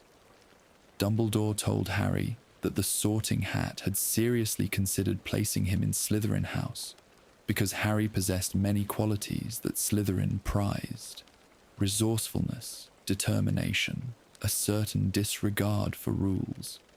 Harry chose Gryffindor, but the potential for him to be Slytherin's heir, at least in spirit, was always there. Tom Riddle's use of the chamber also reveals important things about his character and his development into Lord Voldemort. As a 16-year-old student, Tom was already capable of murder, already willing to frame an innocent person for his crimes, already creating Horcruxes to achieve immortality. But he was also still constrained by his circumstances. He was a student at Hogwarts, dependent on the school for his education and his access to magical knowledge. When Myrtle's death threatened to close Hogwarts, Tom closed the chamber and stopped the attacks because he needed the school to remain open. This shows that young Tom Riddle was more pragmatic than the older Voldemort would become. He was willing to stop, to hide, to wait for a better opportunity. The older Voldemort, consumed by his quest for power and immortality, lost this pragmatism. He became reckless, making Horcruxes carelessly, trusting his followers too much, underestimating his enemies. If Tom Riddle had remained as careful and calculating as he was at 16, he might have been unstoppable. The diary Horcrux represents both Voldemort's genius and his fatal flaw. It was brilliant in its conception, a weapon that could continue his work even after his death, that could possess and manipulate an innocent student to reopen the chamber. But Voldemort made a critical mistake. He gave the diary to Lucius Malfoy without telling him it was a Horcrux, without explaining its true importance. He trusted Lucius to protect it, but Lucius saw it as a disposable tool, something he could use to advance his own agenda and then discard. When Lucius slipped the diary to Ginny Weasley, he set in motion a chain of events that led to the diary's destruction. And when Dumbledore learned that Harry had destroyed the diary with a basilisk fang, he began to suspect that Voldemort had created multiple Horcruxes. This suspicion, confirmed years later, led to the hunt for Horcruxes that ultimately made Voldemort mortal again. One careless decision, trusting the diary to Lucius Malfoy, started Voldemort on the path to his final defeat. The mythology and mystery surrounding the Chamber of Secrets captured the imagination of Hogwarts students for generations. Even when people believed the chamber was just a legend, just a story told to frighten first years, the legend persisted. Students whispered about it in the common rooms, debated whether it was real, wondered what secrets it might contain. The mystique of the chamber was part of Hogwarts itself, woven into the fabric of the school's identity. Part of what made the chamber so fascinating was its unknowability. For centuries, no one knew where it was, what was in it, or how to access it. The other hidden rooms in Hogwarts, like the Room of Requirement, could be found by those who knew how to look. But the chamber remained inaccessible, protected by Parseltongue, a gift so rare that lifetimes could pass without a Parselmouth attending the school. The chamber existed in a space between myth and reality, too persistent to be completely dismissed, but too hidden to be confirmed. When the chamber was opened in Harry's second year, when students were being attacked and petrified, the legend suddenly became terrifyingly real. The whole school had to confront the fact that this 1,000-year-old threat had always been there, hidden beneath their feet, waiting. It was a reminder that Hogwarts, for all its warmth and safety, was built on foundations that included darkness and danger. Different people interpreted the legend of the chamber in different ways. For students in Slytherin House, particularly those from old pureblood families, the chamber was sometimes a source of pride. Salazar Slytherin had left this legacy, this proof of his power and his determination. Some Slytherins believed in blood purity, believed that Muggle-borns didn't belong at Hogwarts, and they saw the chamber as validation of those beliefs. Draco Malfoy, for instance, was gleeful when he thought the chamber had been opened, hoping that it would result in the deaths of Muggle-born students. For others, especially Muggle-born students and those who valued equality, the chamber represented the worst aspects of magical society. It was a monument to prejudice, to the idea that some people were worth more than others based solely on their ancestry. The chamber was a threat, a reminder that hatred and violence could be embedded in the very institutions that were supposed to protect and educate young witches and wizards. Albus Dumbledore's perspective on the chamber was complex and nuanced. Dumbledore had been at Hogwarts when Tom Riddle opened the chamber 50 years earlier, though he had been a teacher rather than headmaster at the time. He had suspected Tom's involvement but couldn't prove it. When the chamber was opened again in Harry's second year, Dumbledore worked behind the scenes to protect the students, while allowing Harry the space to confront the threat himself. Dumbledore understood that Harry needed to face Tom Riddle, needed to prove to himself that he was not like Voldemort, despite their similarities. Both Harry and Tom were Parselmouths. Both were half-bloods. Both had difficult childhoods. Both had connections to Slytherin, but their choices were different, and Dumbledore wanted Harry to understand that it was choices, not abilities, that determined who a person truly was. When Harry expressed worry that he should have been in Slytherin, that perhaps he really was similar to Tom Riddle, Dumbledore gave him one of the most important pieces of wisdom in the entire story. He pointed out that Harry had pulled Godric Gryffindor's sword from the sorting hat, something that only a true Gryffindor could do. But more importantly, Dumbledore told Harry that it was his choices that showed what he truly was, far more than his abilities. Harry had chosen to be in Gryffindor. He had chosen to stand against Tom Riddle. He had chosen to save Ginny rather than save himself. Those choices defined him. The physical space of the chamber itself is worth considering in more detail. The chamber was enormous, a vast underground cathedral dedicated to snakes and secrecy. The architecture was imposing and otherworldly, designed to inspire awe and fear. The massive pillars with their carved serpents suggested both elegance and menace. The statue of Slytherin, with its ancient monkey-like face and long beard, dominated the space, watching over everything with stone eyes. The chamber had been sealed for nearly 1,000 years when Tom Riddle opened it, and yet it remained intact, unchanged by time. This speaks to the power of the magic Slytherin used to create it. The chamber was hidden, not just physically, but magically, protected by spells that had endured for centuries.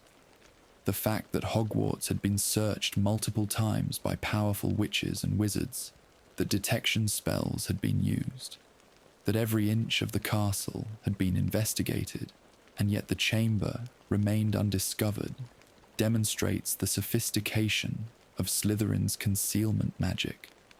The use of plumbing as the Basilisk's means of transportation was particularly clever. When Slytherin built the chamber, there would have been a different system of passages and tunnels.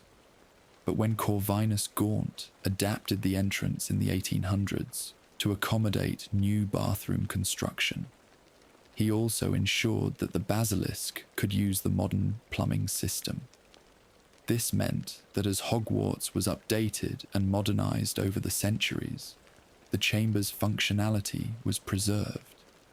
The monster could move through the pipes, unseen and unheard by most people, able to access nearly any part of the castle. The Basilisk itself, in the specific case of Slytherin's creature, was nearly 1,000 years old when Harry killed it. Basilisks can live for hundreds of years, given an adequate food supply, and this one had survived by hunting rats and other small animals in the passages beneath Hogwarts. Think about that for a moment. For 1,000 years, this creature lived in darkness beneath the school, growing larger, growing stronger, waiting for the command that would send it forth to kill. The basilisk was 50 feet long, with scales that shone like poisonous emeralds, a massive body that could crush stone pillars, fangs as long as swords dripping with venom that could kill in seconds. It was intelligent enough to obey complex commands in Parseltongue, disciplined enough to follow orders given by Tom Riddle through Ginny. When it moved through the pipes, students described hearing a strange, eerie voice, a hissing and whispering that seemed to come from within the very walls themselves. Only Harry, as a Parselmouth, could understand what the basilisk was saying. To everyone else, it was just an unsettling noise, easily dismissed as old plumbing or the wind through ancient corridors. The basilisk's eyes were perhaps its most remarkable and terrifying feature. They glowed yellow like lamps, huge and bulbous, and they held death within them. The mechanics of how the killing gaze worked were never fully explained, but the effect was absolute and immediate. Direct eye contact meant instant death. There was no gradual decline, no chance for intervention, no hope of survival. The victim simply died, their body freezing in place, their expression locked in whatever emotion they were feeling at that final moment. But if someone saw the basilisk's eyes indirectly, through a reflection, or through something transparent like water or a camera lens, they would be petrified instead of killed. This was a strange mercy, though it hardly felt like mercy to the victims. They were frozen solid, conscious but unable to move or speak, trapped in their own bodies like statues. They remained aware of their surroundings, could hear and sense what was happening around them, but could do nothing. The mandrake restorative draft could revive them, but the experience of being petrified was traumatic and terrifying. The question of why the basilisk's gaze worked differently when seen indirectly is an interesting one. Perhaps the killing power required direct magical connection between the basilisk's eyes and the victim's eyes. Perhaps reflections and indirect viewing diluted the magical effect somehow, weakening it from fatal to petrifying. Or perhaps Herpo the Foul, when he created the first basilisk, designed this feature deliberately. A monster that only killed with direct eye contact was more useful than one that killed anyone who glimpsed it in any way. The creator could look at the basilisk through mirrors or other indirect means without dying, could study it, could train it, could maintain control over it. The basilisk had other notable characteristics beyond its deadly gaze. It could grow to enormous size, with some specimens reaching 60 feet or more in length. Males could be distinguished from females by a scarlet plume on their heads, though Slytherin's basilisk appeared to be female based on the descriptions.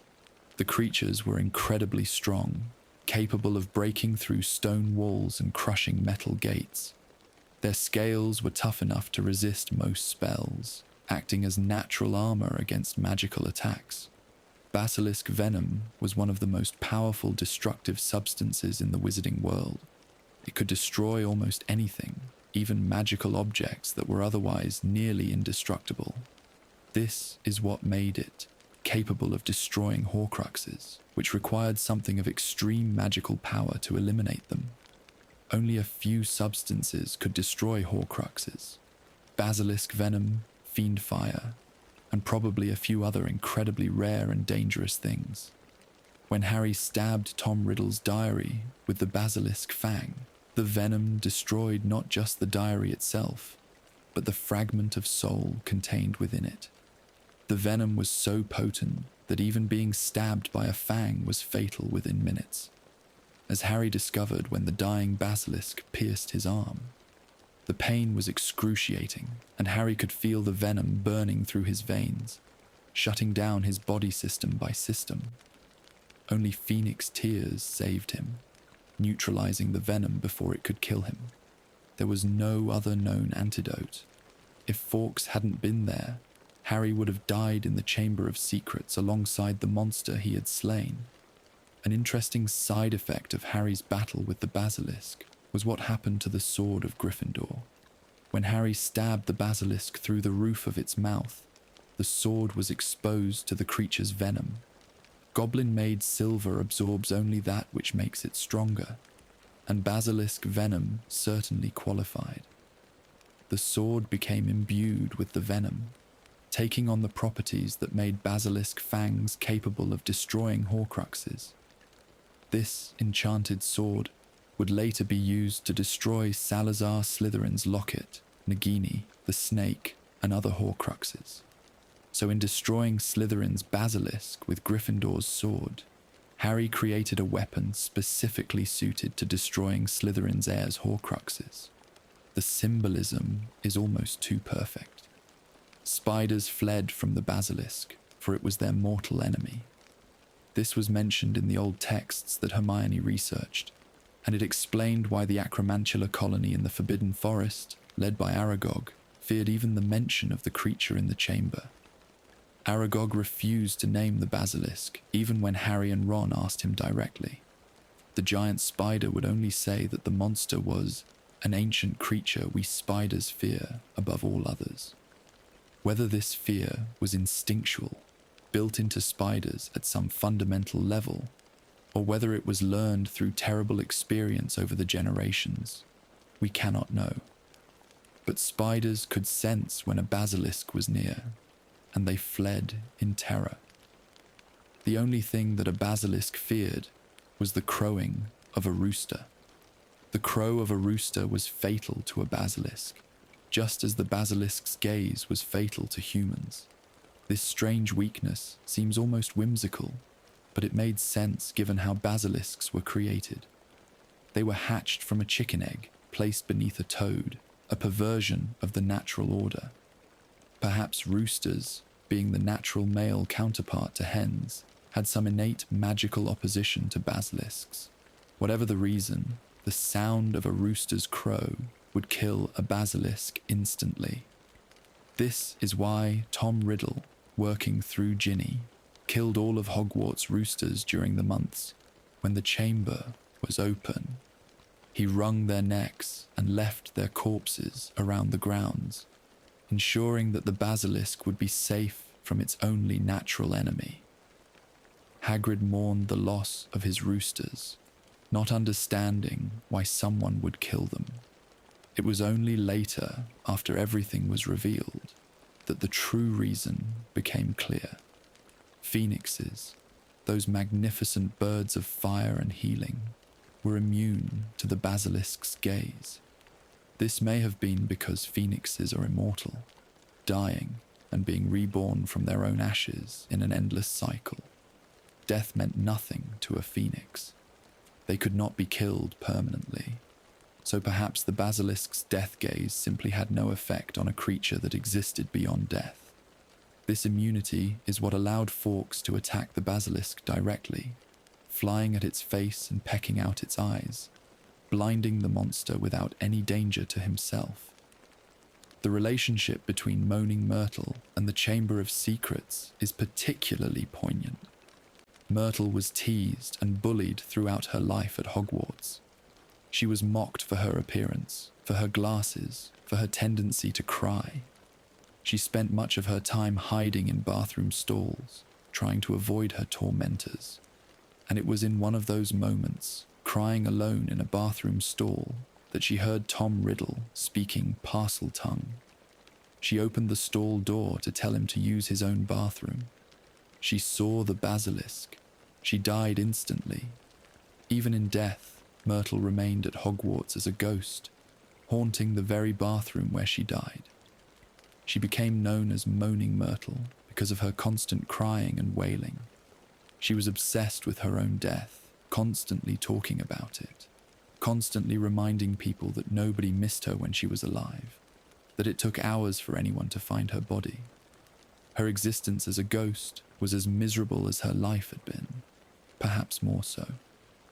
But Myrtle's ghost played a crucial role in solving the mystery of the chamber 50 years later. She told Harry and Ron about the strange voice she heard before she died, about the big yellow eyes she saw. She pointed them toward the sink where the entrance was hidden.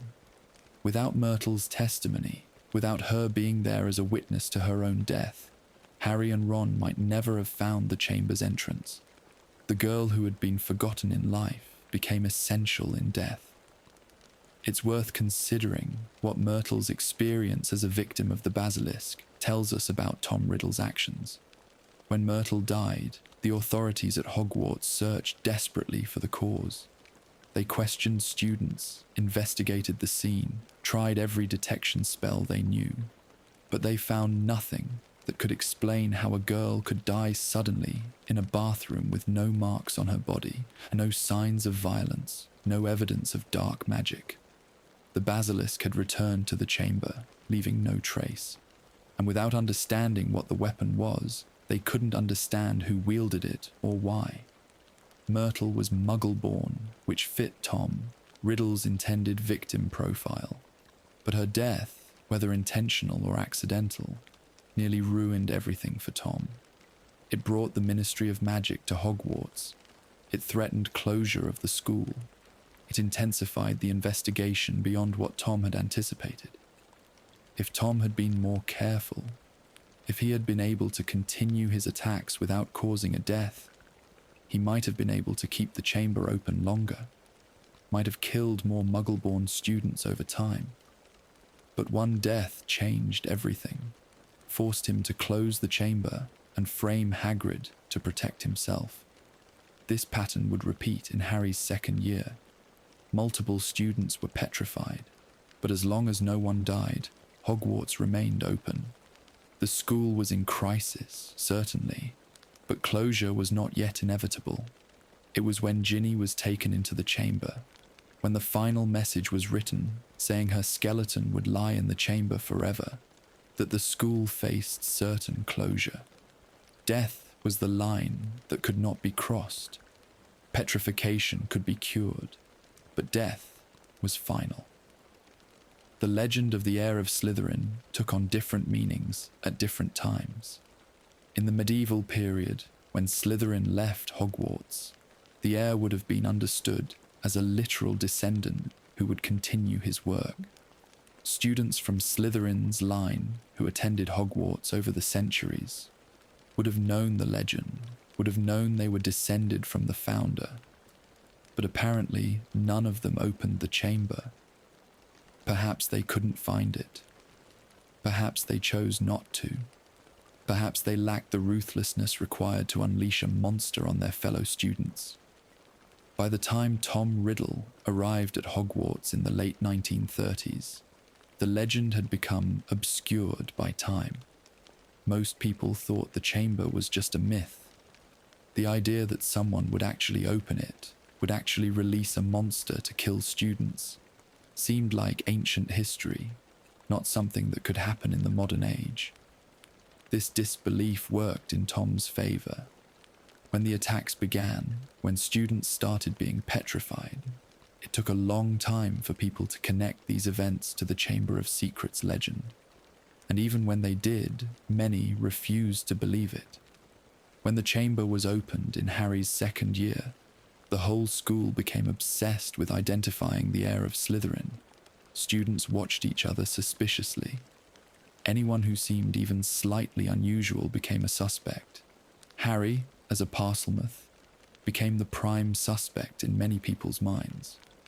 Draco Malfoy seemed pleased by this, believing himself to be important because of his pureblood status and his family's long history. But the true heir, or at least the person being controlled by the heir's memory, was Ginny Weasley, the last person anyone would suspect. Ginny came from the Weasley family, famous for being blood traitors, purebloods who associated with Muggles and Muggle-borns, who rejected the ideals of blood purity that Slytherin represented. The irony of Tom Riddle using a Weasley to reopen the chamber was not lost on him. He enjoyed the perversity of it, the way it would destroy Arthur Weasley to know his daughter had been the instrument of these attacks. Tom told Harry that he had deliberately chosen to possess Ginny, to use her, knowing what it would do to her family. The psychological manipulation that Tom Riddle employed through the diary was sophisticated and cruel. He presented himself as a friend, as someone who understood Ginny, who cared about her problems. He gained her trust gradually, carefully, patiently. He knew exactly what to say to make Ginny depend on him emotionally. And once he had that dependence, once Ginny was pouring her heart and soul into the diary, he began to drain her, to possess her, to use her as a puppet to accomplish his goals. This manipulation reveals something important about Tom Riddle's character. Even at 16, preserved in the diary, he was capable of profound emotional manipulation. He understood human psychology, understood how to identify someone's weaknesses and exploit them. He knew that Ginny's insecurities about her family's poverty, her worries about measuring up to her brothers, her crush on Harry Potter, all of these could be used to make her vulnerable to his influence. Tom Riddle may have been incapable of love, but he was brilliant at mimicking it, at making people believe he cared about them when in reality he saw them only as tools. The diary's ability to show memories was another fascinating aspect of its magic. When Harry wrote in the diary, Tom could transport him into memories of the past, showing him scenes from 50 years earlier as if Harry were actually there. Harry witnessed Tom catching Hagrid with Aragog, saw the confrontation that led to Hagrid's expulsion. The memory was so vivid, so real, that Harry felt like he was truly standing in that corridor in the past, watching events unfold. This magic was similar to how pensive memories worked, but more interactive. In a pensive, you could observe memories, but not interact with them. The diary's memories seemed to respond to Harry's presence, with Tom speaking to him directly, engaging with him. This suggests that the memories were not just passive recordings, but were actively generated by the fragment of Tom's soul in the diary, using the diary as a medium to communicate and to share selected scenes from the past. The decision to preserve his 16-year-old self in the diary tells us something about how Tom Riddle viewed that particular age. At 16, in his 5th year, Tom had just opened the Chamber of Secrets and killed for the first time. He had discovered he was the heir of Slytherin, had gained control of a basilisk, had successfully framed another student and gotten away with murder. He was at the height of his teenage power and success. This was the version of himself he chose to preserve, the version he thought was worth immortalizing. Not his older self, not his more mature and experienced self, but the young man who had just proven himself capable of great evil. There's something deeply disturbing about this choice. It suggests that Tom Riddle, even as he grew older and became Lord Voldemort, never surpassed what he accomplished at 16. Or perhaps he believed that his 16-year-old self, still attending Hogwarts, still part of the school he loved, was the purest expression of who he was. He hadn't yet been rejected for the defense against the dark arts position. He hadn't yet been transformed by dark magic into something less than human.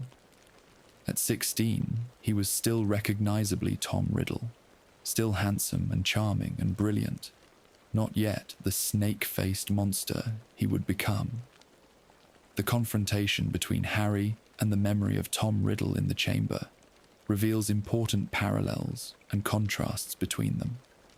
Tom pointed out their similarities. Both were half-bloods, both were orphans, both were Parselmouths, both had connections to Slytherin. Tom even suggested that Harry could join him, could help him return to power, could become his ally. But Harry rejected this completely. He saw the differences between them more clearly than the similarities. Harry had been loved. His mother died to save him. He had friends who cared about him, people who would risk everything for him. He valued those relationships, understood that they made him strong rather than weak. Tom Riddle had never been loved and had never loved anyone else. He saw relationships as weaknesses to exploit in others and liabilities to avoid in himself.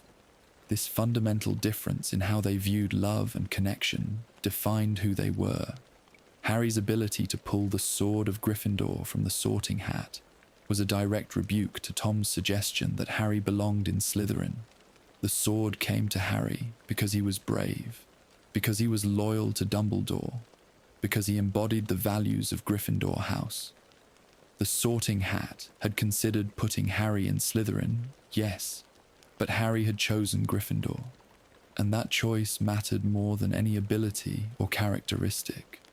As Dumbledore would later tell Harry, it is our choices that show what we truly are, far more than our abilities. The final confrontation between Harry and the Basilisk represents the ultimate test of Harry's courage and resourcefulness. He was 12 years old, facing a 50-foot serpent that had lived for 1,000 years, armed only with a sword he had just received, and with no training in how to use it. He was completely outmatched in terms of size, strength, and experience. The only thing he had in his favor was that Fawkes had blinded the basilisk, removing its deadly gaze. But even blind, the creature was terrifying. Harry's victory over the basilisk demonstrated several things. First, that courage and determination could overcome seemingly impossible odds. Harry didn't give up even when the situation seemed hopeless. He kept fighting, kept moving, kept looking for an opportunity. Second, that loyalty and friendship brought help when it was needed most. Fawkes came to Harry because of Harry's loyalty to Dumbledore. The Sorting Hat delivered the Sword of Gryffindor for the same reason. Harry didn't face the Basilisk alone, even though he was physically alone in the chamber. And third, Harry's victory showed that Gryffindor's legacy was stronger than Slytherin's. The Sword of Gryffindor defeated Slytherin's Basilisk. The heir of Gryffindor, in spirit, if not in blood, triumphed over the heir of Slytherin. The values of courage and friendship proved more powerful than the values of cunning and ambition that Slytherin represented. It was a symbolic victory as much as a physical one, a statement about what truly matters in the battle between good and evil. The aftermath of the Chamber of Secrets incident had lasting effects on several characters. For Ginny Weasley, the experience was traumatic. She had been possessed, had been used as a weapon, had nearly died in the chamber. She had to live with the knowledge that she had written those threatening messages, had opened the chamber, had set the Basilisk on her fellow students, even though she had been under Tom Riddle's control. The guilt and shame of this weighed on her for a long time, but Ginny also grew stronger from the experience. She became more confident, more willing to stand up for herself and others. She stopped being shy around Harry, eventually becoming his girlfriend years later. She never forgot what happened in the chamber, but she refused to let it define her. She chose to move forward, to become more than just a victim of Tom Riddle's manipulation. In this way, Ginny's story parallels Harry's. Both of them were touched by Voldemort's evil. Both nearly died because of him, but both chose to be defined by their responses rather than by what happened to them. For Harry, the events in the Chamber of Secrets clarified his identity and his values.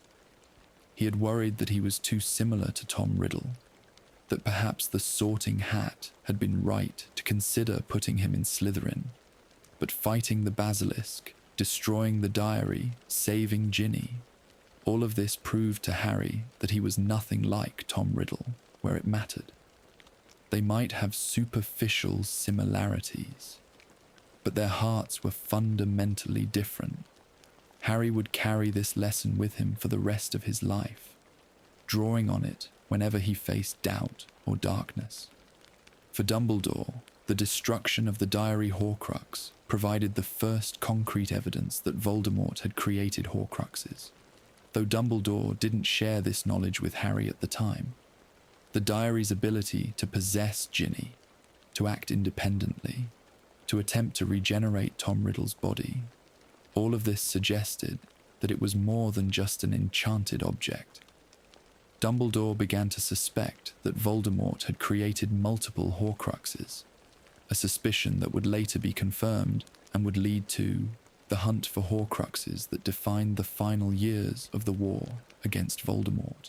The Chamber of Secrets itself remains beneath Hogwarts to this day.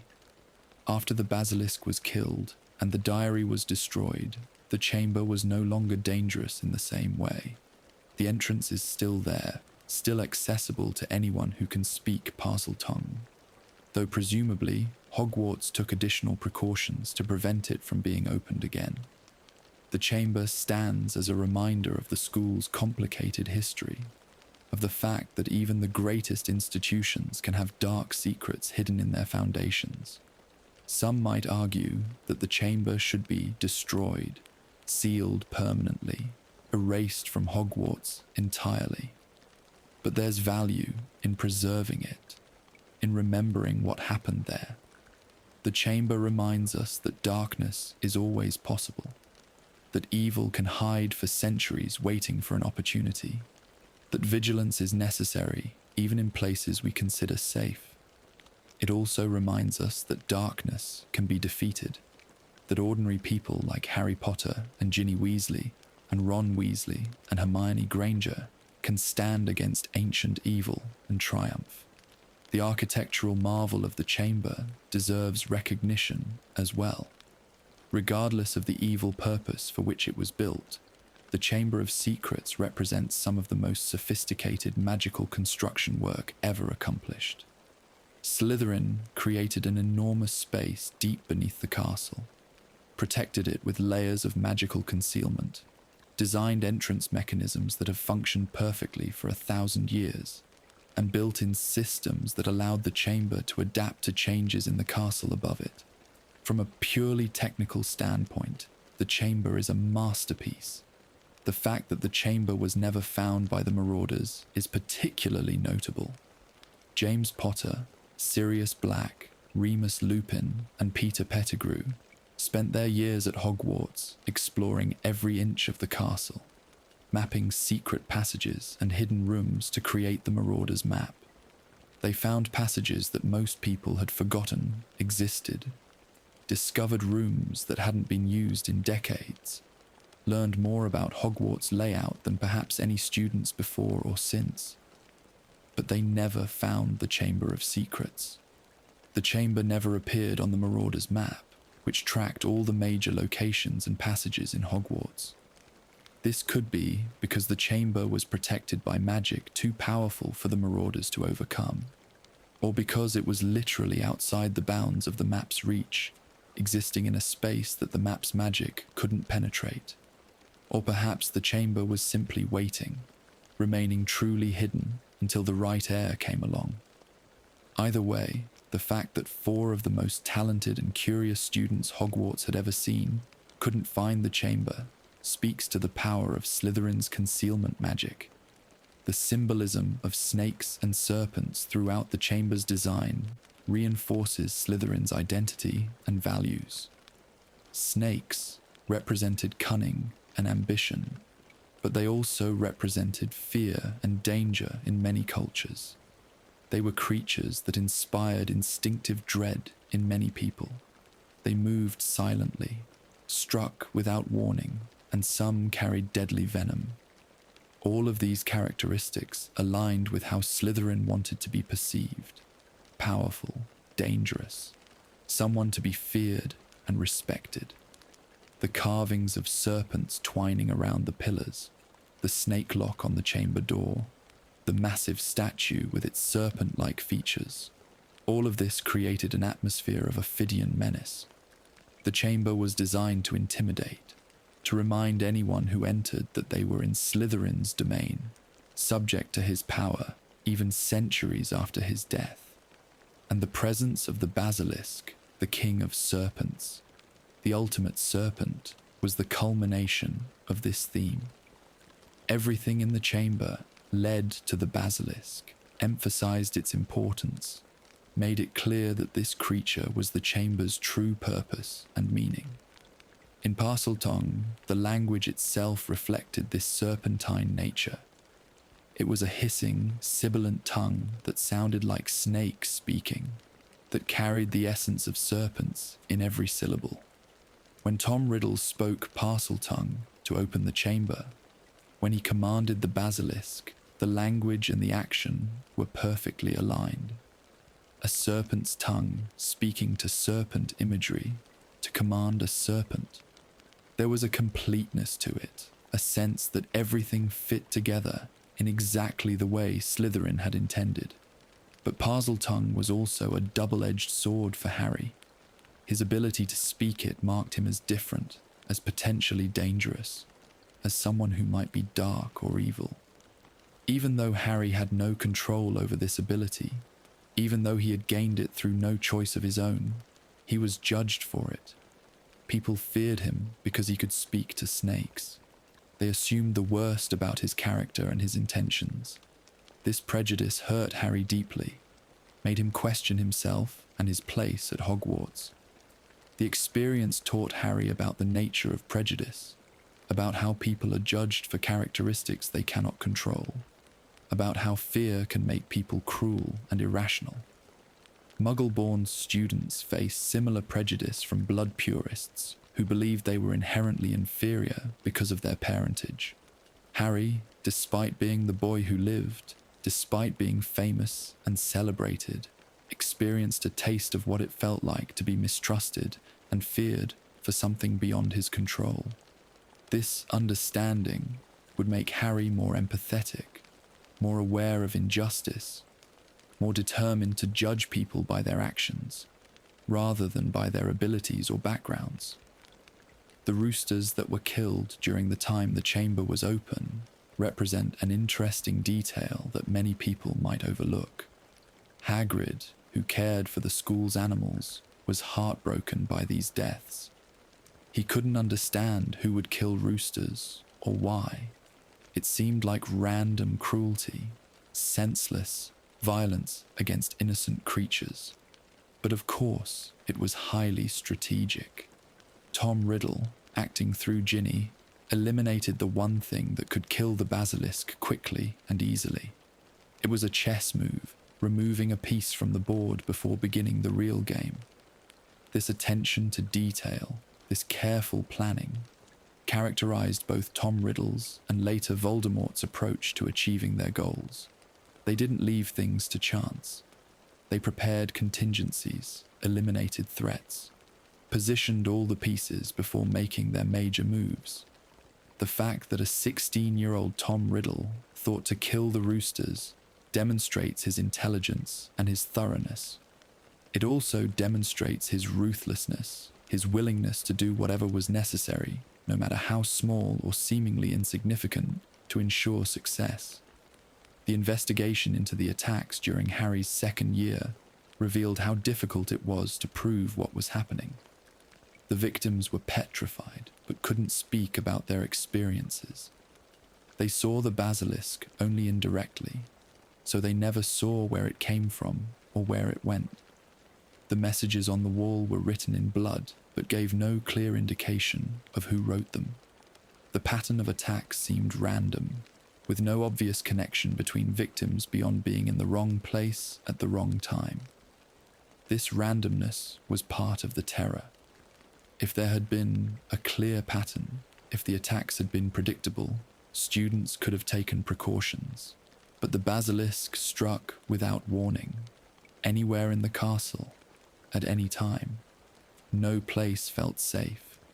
Students traveled in groups, afraid to be alone in corridors.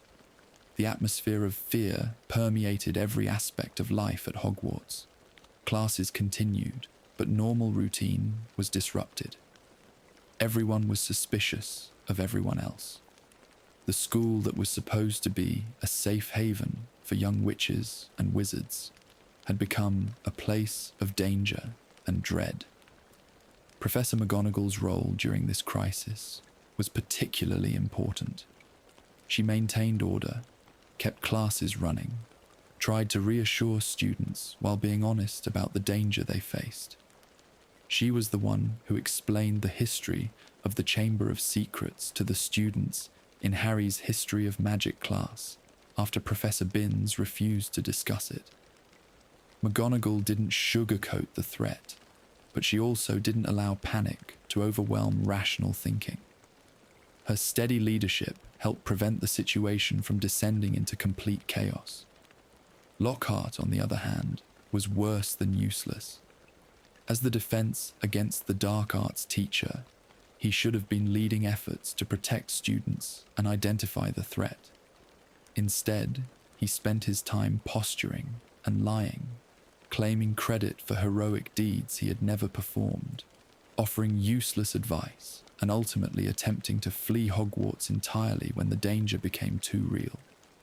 His cowardice and fraud were exposed in the chamber when he tried to use Ron's broken wand to erase Harry and Ron's memories. The backfiring spell that destroyed Lockhart's own memory was a fitting end to his career of lies. The comparison between the first opening of the chamber in 1943 and the second opening 50 years later reveals interesting contrasts. In the first opening, Tom Riddle was fully in control. deliberately choosing to attack students, carefully managing the situation to avoid getting caught. In the second opening, a memory of Tom was acting through a possessed Ginny, which gave him less direct control and less awareness of the full situation. The first opening resulted in one death and ultimately in the chamber being sealed again quickly. The second opening resulted in multiple petrifications, but no deaths until Ginny herself was taken into the chamber. In both cases, Albus Dumbledore was present at Hogwarts, though in different roles. In 1943, he was a professor, suspicious of Tom Riddle, but unable to prove anything. In 1992, he was headmaster, working to protect students while also trusting Harry to confront the threat in his own way. Dumbledore's presence provided a thread of continuity between the two openings, a reminder that some people live long enough to see history repeat itself, and that wisdom gained from past experience can help in facing present dangers.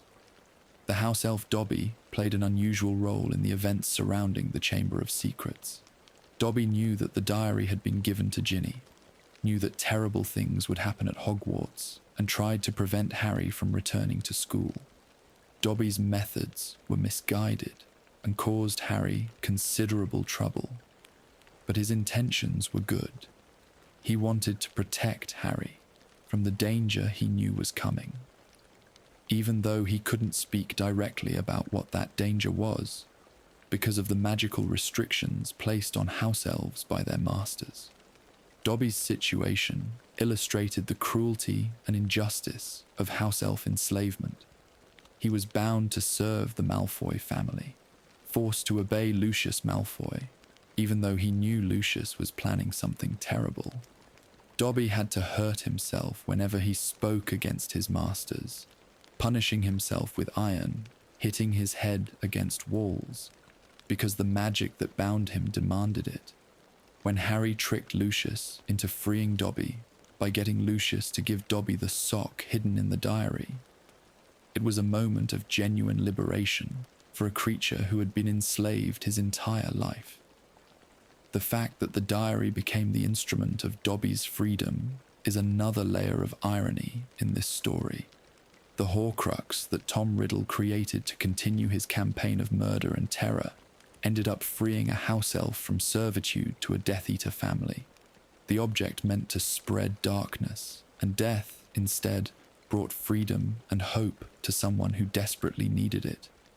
It's a small thing in the grand scheme of the story, but it matters.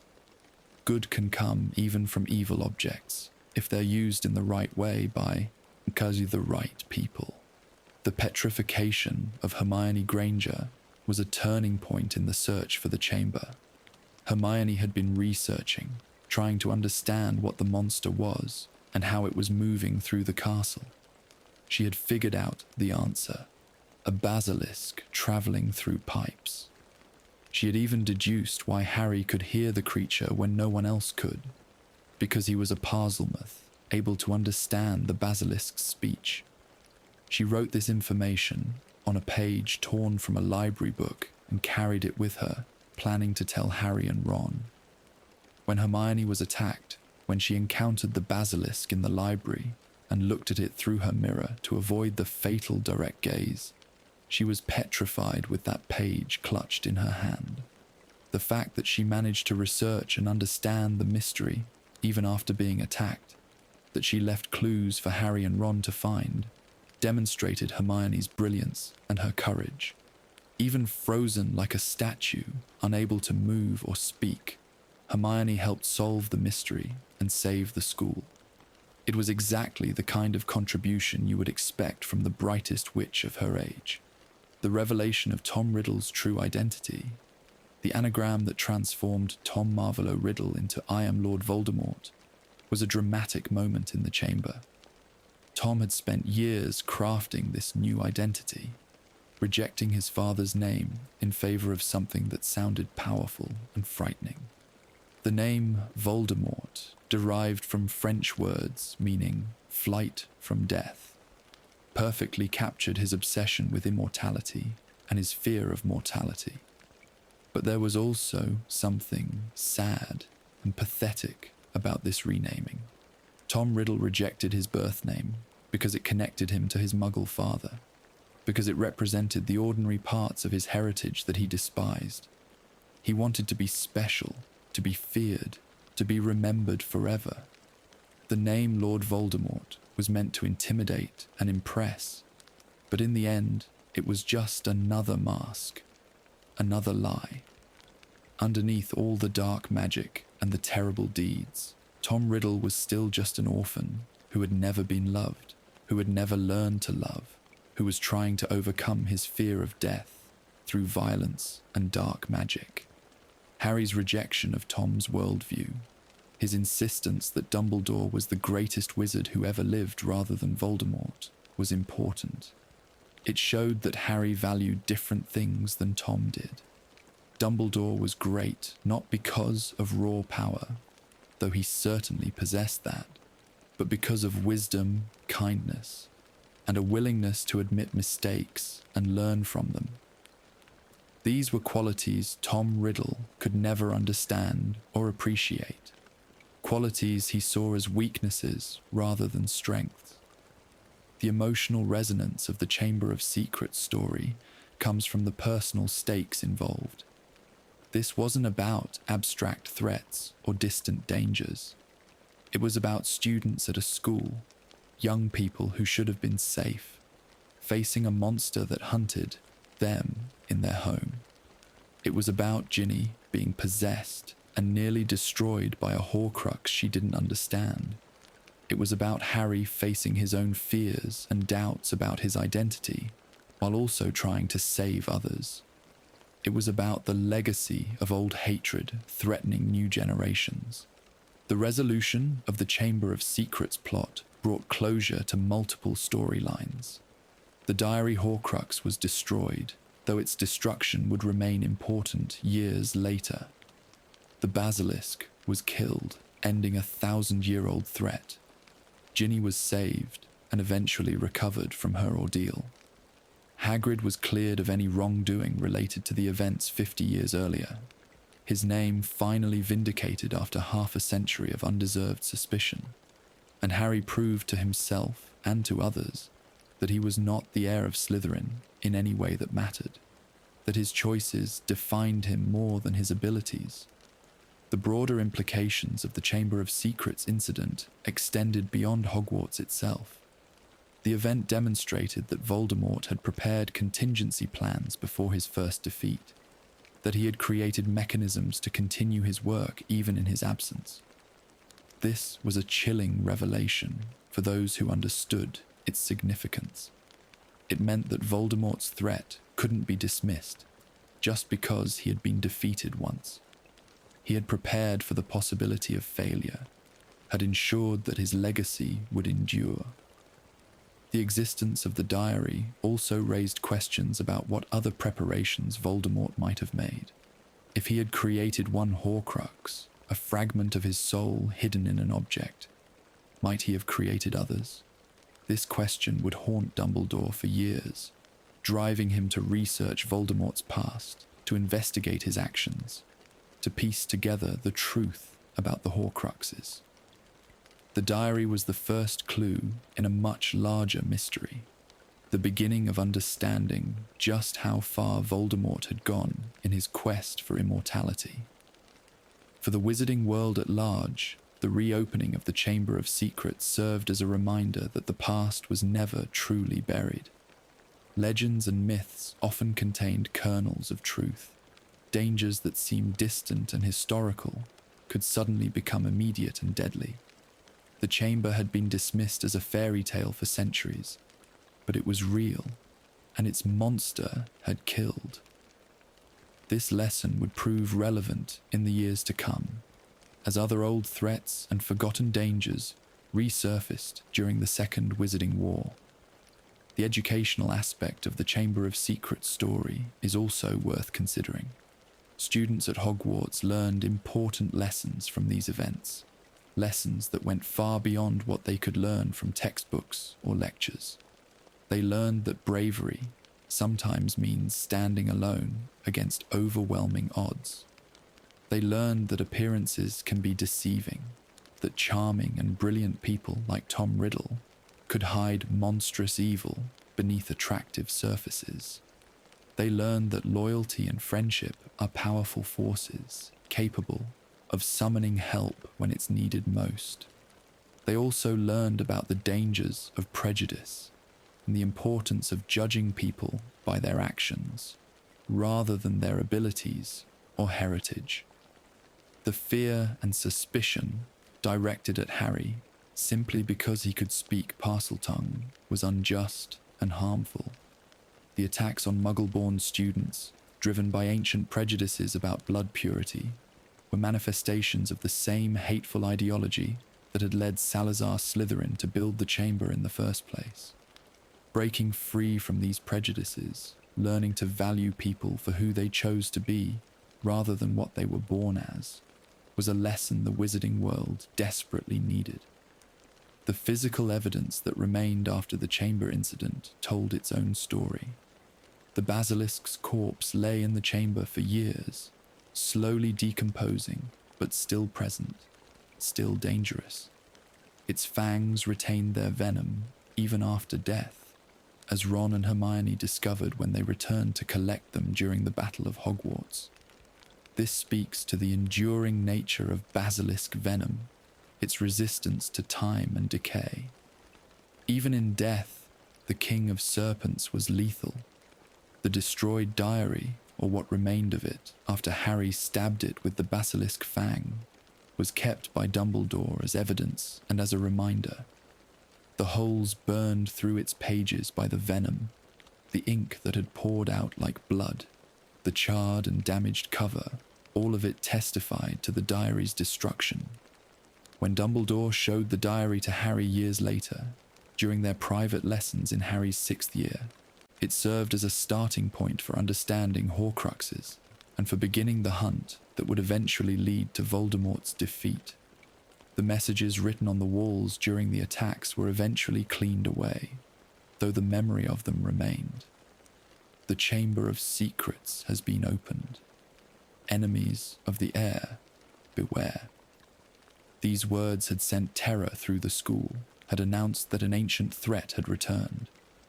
They were written in blood, adding to their horror, making them impossible to ignore. The cleaning of these messages symbolized a return to normalcy, a washing away of the visible signs of danger. But everyone who had been at Hogwarts during that year would remember those words for the rest of their lives. Moaning, Myrtle continued to haunt the second-floor bathroom, just as she had for 50 years. Her death had been avenged, in a sense. The basilisk that killed her had been destroyed. The wizard who had caused her death, or at least the memory of him preserved in the diary, had been eliminated. But Myrtle remained, still crying, still moaning, still obsessed with her own death. Some ghosts choose to remain at Hogwarts, unable or unwilling to move on to whatever lies beyond. Myrtle was trapped by her own misery, her own inability to let go of past grievances and pains. The entrance to the chamber in the girls' bathroom remained accessible, though presumably additional protections were added to prevent it from being opened easily again. The sink with the snake carving, the Parseltongue activated mechanism, all of it stayed in place. Destroying the entrance would have been possible, but it would have meant acknowledging the chamber's existence in a more public way than the school authorities wanted. Better to leave it as it was, secret and hidden, accessible only to the very few who could speak Parseltongue and who knew where to look. The architectural study of the chamber, if anyone had been able to conduct such a study safely, would have revealed fascinating details about medieval magical construction techniques. The methods Slytherin used to excavate such an enormous space beneath the castle, the structural supports that prevented the castle above from collapsing into the chamber, the magical reinforcements that kept the chamber intact for a millennium. All of this represented advanced magic that modern wizards might struggle to replicate. The preservation spells on the chamber were particularly impressive. For 1,000 years, the chamber remained exactly as Slytherin had left it.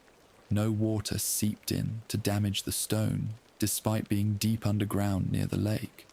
No erosion wore away the carvings or weakened the pillars.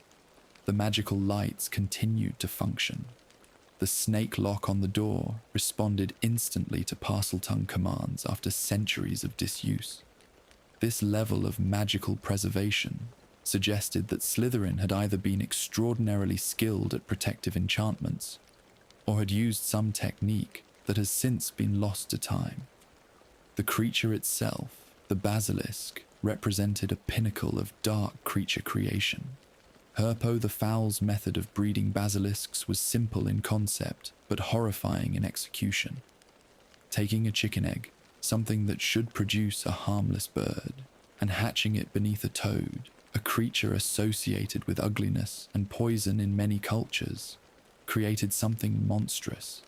The fact that this process was reproducible, that anyone with a chicken egg and a toad could potentially create a basilisk, if they were willing to break the law, made basilisks a constant potential threat. The Ministry of Magic's ban on basilisk breeding, put in place during medieval times, has been maintained strictly ever since. The penalties for breeding a basilisk are severe, including lengthy sentences in Azkaban. The Department for the Regulation and Control of Magical Creatures monitors the trade in chicken eggs and toads, watching for suspicious purchases that might indicate someone attempting to create a basilisk.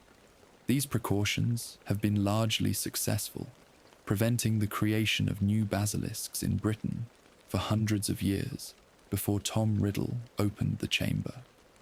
The relationship between Parselmouths and basilisks is symbiotic in a dark way. A basilisk is virtually uncontrollable by normal means, too dangerous and too deadly to be managed by conventional methods. But a Parselmouth can communicate with it, can command it, can theoretically train it. This made basilisks attractive to dark wizards who possessed Parseltongue, as Herpo the Fowl did, as Salazar Slytherin did, as Tom Riddle did. The ability to control such a powerful creature gave Parselmouths a weapon that few others could match. However, the control was never absolute. A basilisk was still a wild creature, still driven by its own instincts and desires. It obeyed Parseltongue commands, but it was not domesticated, not tamed in any real sense.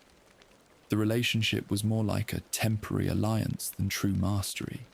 If a Parselmouth lost control, if they gave a wrong command, or failed to command clearly enough, a basilisk could turn on them. The creature's loyalty was to its own nature first, to its Parselmouth master second. This is why Tom Riddle was so successful in using the basilisk. He didn't just command it through Ginny, speaking Parseltongue through her possessed lips.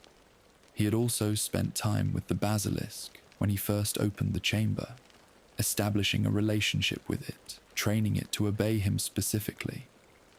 The basilisk recognized Tom's authority, recognized his voice and his commands even when they came through another person. This preparation, this attention to detail, made the basilisk an effective weapon rather than an uncontrollable monster. The question of what happened to other basilisks throughout history is an interesting one. Herpo the Fowl created the first basilisk in ancient Greece, but he presumably wasn't the last person to breed one before the medieval ban. How many basilisks were created over the centuries? Where did they end up? Some must have been killed when they proved too dangerous. Others might have been imprisoned or hidden away. A few, like Slytherin's basilisk, might still exist in hidden places, sleeping in the darkness, waiting for someone to find them and wake them. The lifespan of a basilisk is measured in centuries. Slytherin's basilisk lived for nearly 1,000 years before Harry killed it. If other basilisks were created before the medieval ban, some of them might still be alive, hidden in forgotten chambers or ancient ruins, growing larger and more dangerous with each passing year. This is a sobering thought, a reminder that magical creatures can survive far longer than humans, that threats from the distant past might still lurk in the present. The cultural impact of basilisk mythology extended beyond the wizarding world into Muggle folklore and legend. Muggles told stories about basilisks for centuries, describing them in various ways, sometimes as snakes, sometimes as roosters with serpent tails, sometimes as other hybrid creatures. These Muggle legends likely originated from encounters with real basilisks in ancient times, before the Statute of Secrecy separated the magical and non-magical worlds. Muggles who saw basilisks indirectly, through reflections perhaps, survived to tell distorted tales of the creatures, tales that became part of Muggle mythology. The medieval bestiaries, written by Muggles, included descriptions of basilisks, noting their deadly gaze and their fear of roosters. These details were surprisingly accurate, suggesting that whoever recorded them had access to real information about basilisks, either through personal experience or through contact with wizards. The fact that this knowledge survived in Muggle texts allowed Hermione to research and identify the creature in the chamber, since wizarding books about basilisks were restricted in the library and she needed to understand what she was facing. The snake imagery associated with Slytherin House, while rooted in the founder's love of serpents and his Parselmouth ability, took on darker connotations because of the Chamber of Secrets.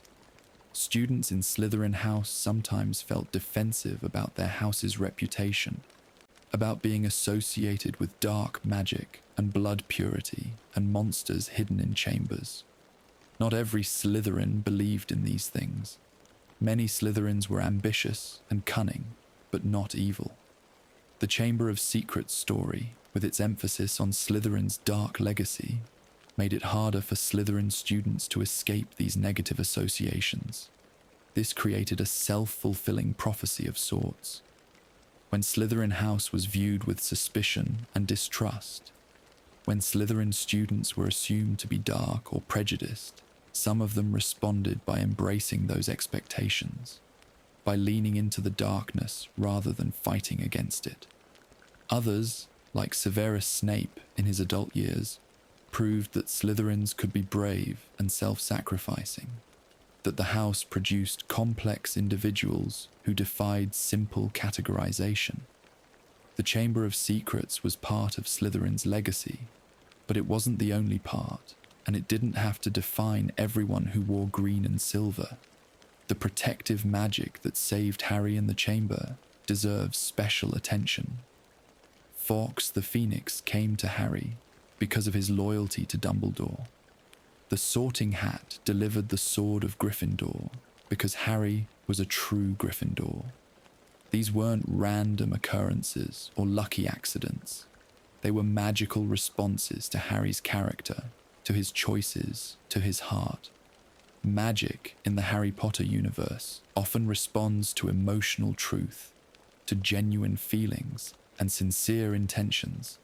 Harry's loyalty summoned Fawkes. His courage and worthiness pulled the sword from the hat. This principle would repeat throughout Harry's life. His mother's love protected him from Voldemort's killing curse. His friend's loyalty gave him strength to continue fighting, even when hope seemed lost. His own capacity for love and self-sacrifice, inherited from his mother in a way that went beyond genetics, became his greatest weapon against Voldemort.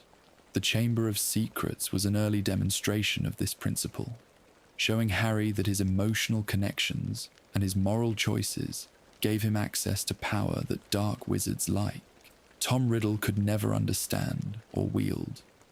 The Phoenix tears that saved Harry from the basilisk venom were another manifestation of magical healing rooted in love and loyalty. Phoenix tears can heal any injury, cure any poison, because phoenixes are creatures of light and life and renewal. They die in flame and are reborn from their own ashes, embodying the cycle of death and resurrection. When Fawkes cried over Harry's wound, those tears carried the essence of the phoenix's nature, the power to overcome death, to heal what seemed beyond healing, to bring hope in moments of despair. The contrast between the basilisk's venom and the phoenix's tears was stark and symbolic. The basilisk represented death, darkness, destruction. Its venom destroyed everything it touched, broke down matter at a fundamental level, eliminated even magical protections like those in Horcruxes. Phoenix tears represented life, light, creation. They healed, they restored, they brought wholeness where there had been injury. When these two forces met in Harry's arm, life triumphed over death. The phoenix tears neutralized the venom, just as love and courage would eventually neutralize Voldemort's dark magic. The sword of Gryffindor's journey through the series began in the Chamber of Secrets. The sword, forged by goblins centuries earlier, had been passed down through Gryffindor's line and eventually ended up in the Sorting Hat, appearing only when a true Gryffindor needed it. When Harry pulled the sword from the hat, he became part of this legacy, joining the ranks of those worthy enough to wield Gryffindor's blade. The sword's absorption of basilisk venom was a crucial plot point that wouldn't pay off until years later. Goblin-made silver doesn't rust or tarnish, and it absorbs only that which makes it stronger. When the sword was exposed to basilisk venom during Harry's battle with the serpent, the blade took on the venom's properties. From that moment forward, the sword of Gryffindor was imbued with one of the few substances capable of destroying Horcruxes. Ron would later use the sword to destroy Slytherin's locket. Neville Longbottom would use it to kill Nagini, Voldemort's final Horcrux. The weapon forged by Gryffindor became the tool for destroying Slytherin's heirs' anchors to life. There's a beautiful irony in this. Slytherin created the basilisk as a weapon to destroy those he deemed unworthy, but the basilisk's venom instead became the means of destroying Voldemort's Horcruxes, the anchors keeping the last descendant of Slytherin alive. The weapon Slytherin created was turned against his own legacy. Gryffindor's sword, enhanced by basilisk venom, became the ultimate weapon against Slytherin's heir. It was as if the founders themselves were continuing their ancient conflict through the objects and creatures they left behind. The time Tom Riddle spent as a memory in the diary offers an interesting perspective on the nature of Horcruxes and consciousness. The fragment of soul in the diary was self-aware, could think and plan and remember. It had all of Tom Riddle's memories up to the moment the Horcrux was created. It could learn new information from those who wrote in the diary, could adapt its strategies, could interact with the present while being rooted in the past. In many ways, the diary fragment was a complete person, not just a piece of a soul. This raised philosophical questions about identity and consciousness. If the fragment in the diary was self-aware and thought of itself as Tom Riddle, was it actually Tom Riddle? Or was it a copy, a preserved memory that believed itself to be the original? When the main part of Voldemort's soul existed separately, reduced to a ghost-like form after his body was destroyed, which one was the real Tom Riddle? Both? Neither. These questions don't have easy answers, but they suggest that Horcruxes represented a fracturing of identity at a fundamental level, a splintering of the self into multiple incomplete versions. The diary fragment's plan to drain Ginny's life force and take physical form would have created another version of Tom Riddle, separate from the weakened Voldemort lurking in forests and possessing animals. If the diary had succeeded, there would have been two Voldemorts, the original one reduced to near nothing, and the diary version restored to his 16-year-old self with a new body. What would have happened then? Would they have merged, remained separate, competed for dominance? Voldemort had never considered these possibilities when he created the diary, had never thought through the implications of having multiple fragments of his soul acting independently. Dumbledore would later explain that Voldemort didn't understand the magic he was using when he created Horcruxes. He split his soul multiple times without comprehending what that would do to him, how it would damage his humanity, how it would make him less than human. The diary fragments attempt to become independent, to regenerate a body and exist separately from the main soul, demonstrated the chaos and unpredictability that came from violating the natural laws of life and death so thoroughly. Tom Riddle's choice to target Ginny specifically, rather than any other student, was strategic. Lucius Malfoy had given the diary to Ginny, but Tom himself chose to fully possess her, rather than simply using her to open the chamber and then abandoning her. He could have possessed different students over time, jumping from host to host, causing maximum chaos. Instead, he focused on Ginny, draining her life force specifically, planning to use her death to fully restore himself. This was because Ginny was a Weasley, because her death would serve multiple purposes. Her death would hurt the Weasley family, whom Tom and later Voldemort viewed as blood traitors deserving of punishment. It would discredit Arthur Weasley politically, making his Muggle Protection Act seem like a dangerous joke. It would likely result in Hogwarts being closed, which would show that Dumbledore couldn't protect the school, and it would provide Tom with a body, with life, with the ability to walk the world again. All of these goals could be accomplished through Ginny's death, making her the perfect victim in Tom's cold, calculating view. The fact that Tom explained all of this to Harry before attempting to kill him revealed his arrogance and his need for recognition. Tom wanted someone to understand how clever he had been, how well he had planned everything. He wanted Harry to know that Tom Riddle was Lord Voldemort, wanted to see Harry's fear and horror at this revelation. He thought Harry was defeated, thought the Basilisk would kill him, so he indulged in the classic villain's mistake of explaining everything before finishing off the hero. This arrogance was a flaw that would cost Voldemort repeatedly throughout his life. He underestimated his opponents, overestimated his own security, and spent too much time gloating about his cleverness. If Tom had simply commanded the Basilisk to kill Harry immediately, without any conversation, Harry would have died in the chamber. But Tom's need for recognition, his desire to be acknowledged as brilliant and powerful, gave Harry the time he needed for Fawkes to arrive and blind the Basilisk. The theme of names and identity runs throughout the Chamber of Secrets story. Tom Marvolo Riddle rejected his birth name, rearranging it into the anagram "I am Lord Voldemort" to create a new identity. He saw his birth name as common and shameful, linked to the Muggle father who abandoned his mother. The name Voldemort was meant to inspire fear, to be whispered rather than spoken, to carry weight and power.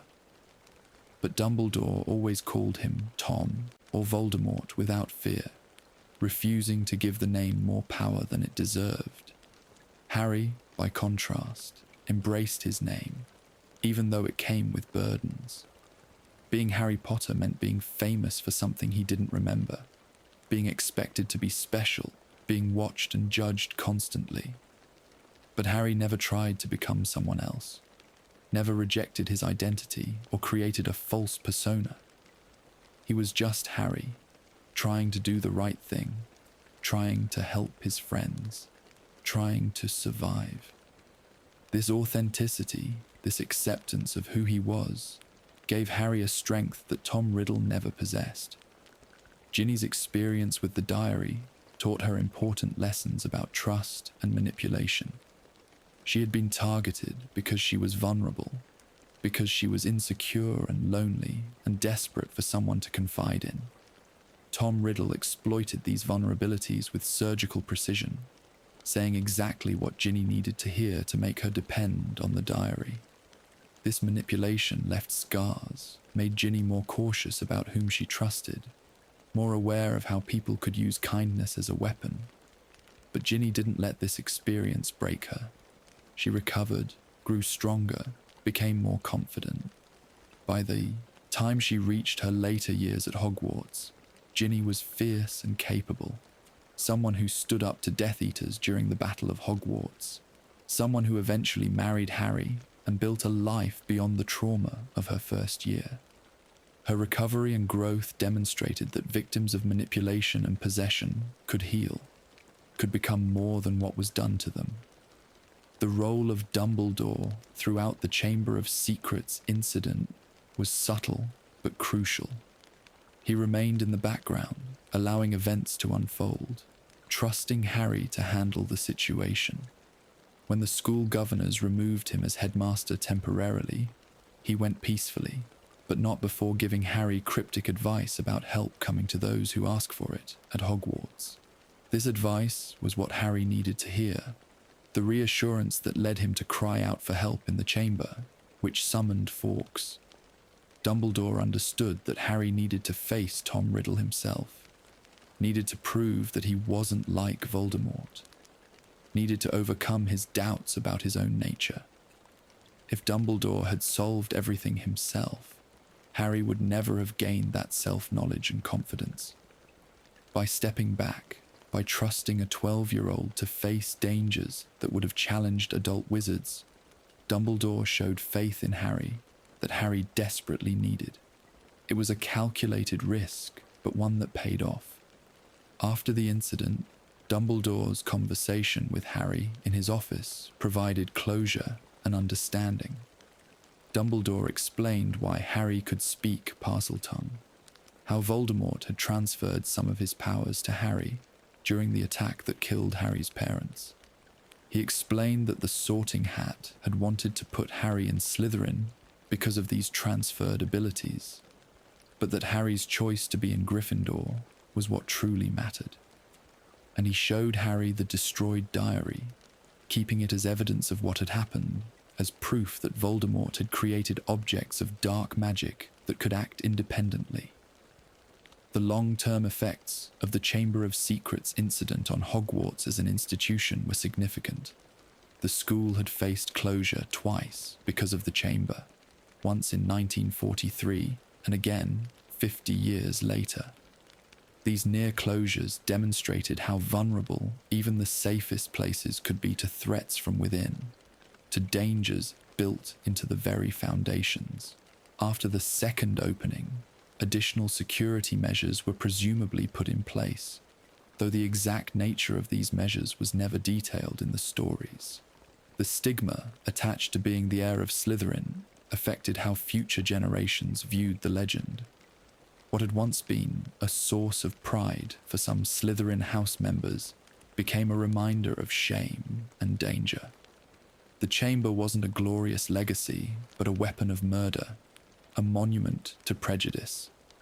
This shift in perception probably made it easier for students to reject blood purity ideology, to see the dangers in thinking that magical blood made someone superior to others. The historical documentation of the Chamber of Secrets events became part of Hogwarts' official records, preserved for future generations to study and learn from. The story would be taught in history of magic classes, analysed in defense against the dark arts lessons, referenced whenever students studied dark creatures or dark magic. The chamber had gone from legend to history, from myth to documented fact. Future students would know that the chamber was real, that it had been opened twice, that it had caused death and terror, and that it had ultimately been defeated by courage and loyalty. The relationship between the four Hogwarts founders, as illuminated by the Chamber of Secrets story, reveals the complexity of creating something lasting and important.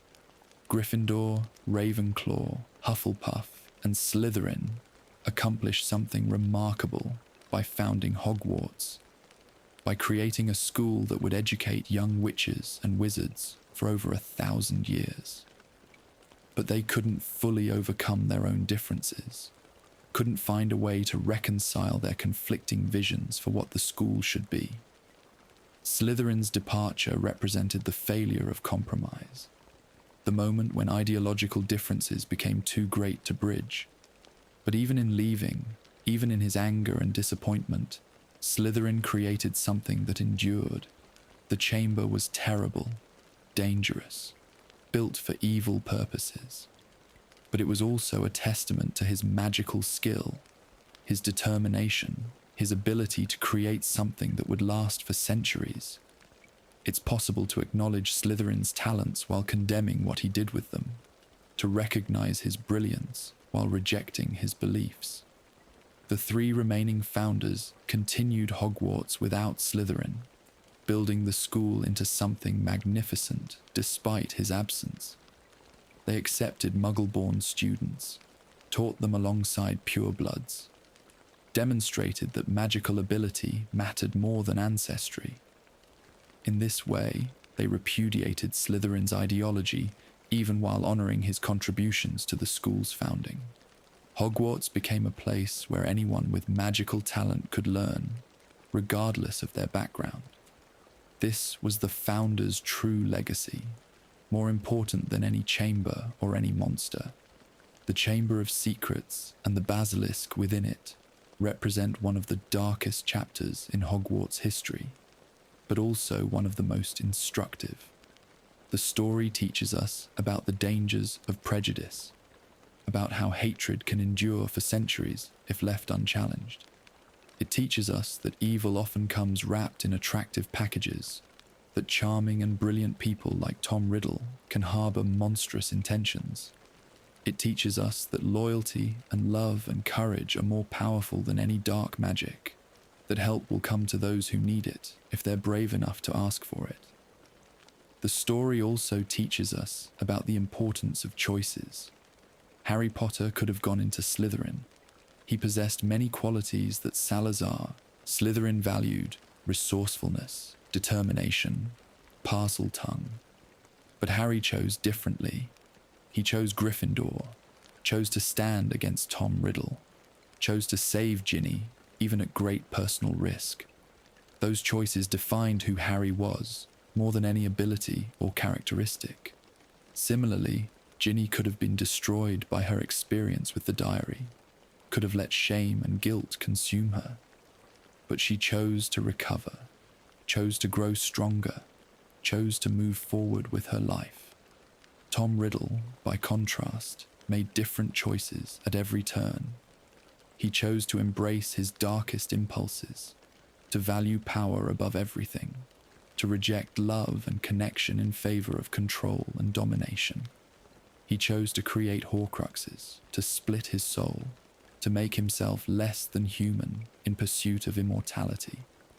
He chose to build weapons and hide them, to manipulate others, to kill without remorse. These choices transformed him from Tom Riddle into Lord Voldemort, from a talented young wizard into a monster feared throughout the wizarding world. As we come to the end of our journey through the Chamber of Secrets and the lore of the Basilisk, we can reflect on how this single location, this one chamber beneath Hogwarts, connects to so many larger themes in the wizarding world. The chamber represents history, showing us how the past shapes the present in both visible and invisible ways. It represents prejudice, demonstrating how ideology can be literally built into the foundations of institutions. It represents danger, reminding us that threats can hide for centuries, waiting for the right moment to emerge. But the chamber also represents hope, It shows us that even ancient evil can be defeated by ordinary people with extraordinary courage. It shows us that love and loyalty summon magic more powerful than any curse.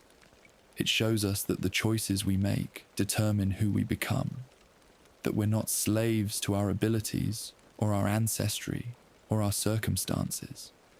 Harry Potter, a 12-year-old boy armed only with a sword and his own brave heart, defeated a 1,000-year-old basilisk and destroyed a piece of the darkest wizard's soul. If he could do that, what might any of us accomplish if we find our own courage? The Chamber of Secrets remains beneath Hogwarts today, empty now, its monster slain, its purpose unfulfilled. The great statue of Salazar Slytherin still stands in the darkness, watching over nothing, a monument to a vision that failed. The entrance in the bathroom still exists, still can be opened by Parseltongue, but there's nothing dangerous waiting on the other side anymore.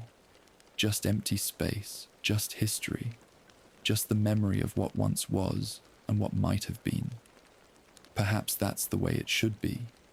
The chamber stands as a reminder, a warning, a lesson carved in stone and hidden in darkness. It tells us that even the greatest institutions can harbor secrets and dangers.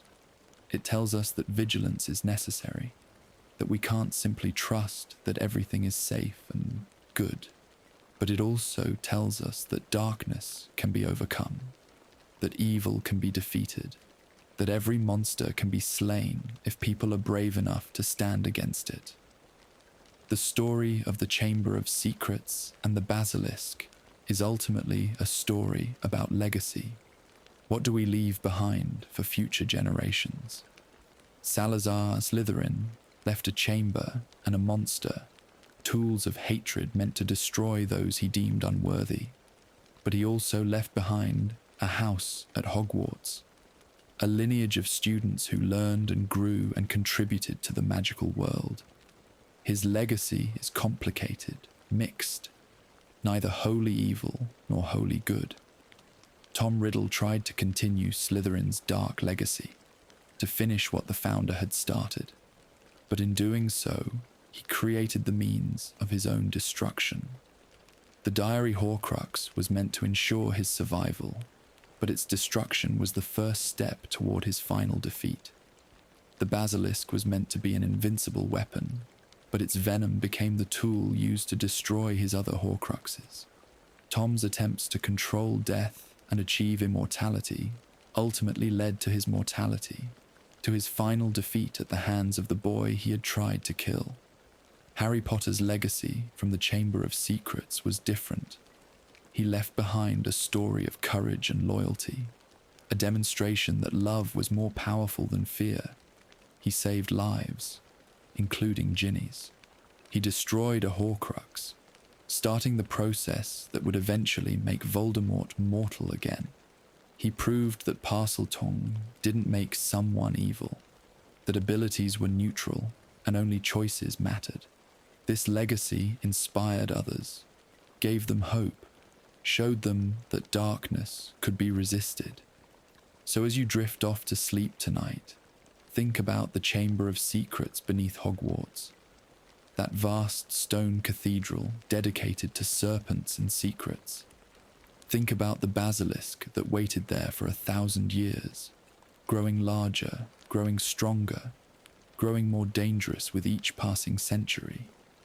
Think about the 2 times the chamber was opened, 50 years apart, and how both times it was young people who stood against the darkness. Think about Myrtle, who died alone and afraid. Think about Ginny, who was possessed and manipulated but survived and recovered. Think about Harry, who faced his own doubts and fears and emerged stronger. The Chamber of Secrets teaches us that history never truly ends, that the past is always with us, shaping who we are and what we become. The choices made by Salazar Slytherin 1,000 years ago echoed through the centuries, affecting people he never met, creating dangers he never fully controlled. But those echoes were eventually silenced by new choices, by new people who decided to stand for something different, something better. In the end, the Chamber of Secrets is just a room. A large room, certainly. An impressive room. A room filled with ancient magic and hidden deep beneath a famous school. But still, just a room. What gave it meaning? What made it dangerous or important were the people who used it and the purposes they used it for. When Salazar Slytherin built it to house a monster, it became a place of terror. When Tom Riddle opened it to kill Muggle-born students, it became a weapon of hatred. When Harry Potter entered it to save Ginny and destroy the diary Horcrux, it became a place of heroism and sacrifice. We cannot always control what others leave behind for us, what legacies and burdens we inherit from the past. But we can control what we do with those inheritances, how we respond to the challenges and dangers we face. The Chamber of Secrets was built for evil purposes, but it also became the place where good triumphed over evil, where love proved stronger than hate, where a boy with a sword killed a monster and saved a life, and destroyed a fragment of the darkest wizard's soul. That's the real lesson of the Chamber of Secrets. That's the truth that lies beneath all the legend and history and mythology. We are not defined by what we're given, by what abilities we possess, or what circumstances we're born into. We're defined by our choices, by what we decide to do with what we have, by whether we choose to build up or tear down, to protect or to harm, to love or to hate. The chamber stands empty now, silent, waiting in the darkness beneath Hogwarts. The basilisk is dead, its bones slowly decaying in the same place where it died. The diary is destroyed, the memory of Tom Riddle eliminated, the Horcrux no more. The story has ended, at least for now. But the lessons remain, as clear and bright as Phoenix Song, as sharp and true as the sword of Gryffindor. Courage matters, loyalty matters, love matters, and choices, more than anything else, define who we are. Sleep well tonight, and remember, even the deepest chambers, the darkest secrets, the most ancient evils can be overcome by ordinary people who choose to be extraordinary, who choose to stand against the darkness, who choose to believe that light is stronger than shadow and that love is more powerful than fear. The Chamber of Secrets has taught us this lesson, paid for in blood and tears, but worth remembering for all time. And perhaps, just perhaps, that makes even the darkest parts of history valuable, because they teach us what truly matters, and they show us who we can choose to become. Thank you for joining me on this journey through the complete lore of the Chamber of Secrets and the Basilisk. If you enjoyed exploring these mysteries and histories, please consider liking this video and subscribing to Sleep 2 Cinema for more deep dives into your favorite cinematic universes. Until next time, may your dreams be peaceful and your courage be strong. Sweet dreams.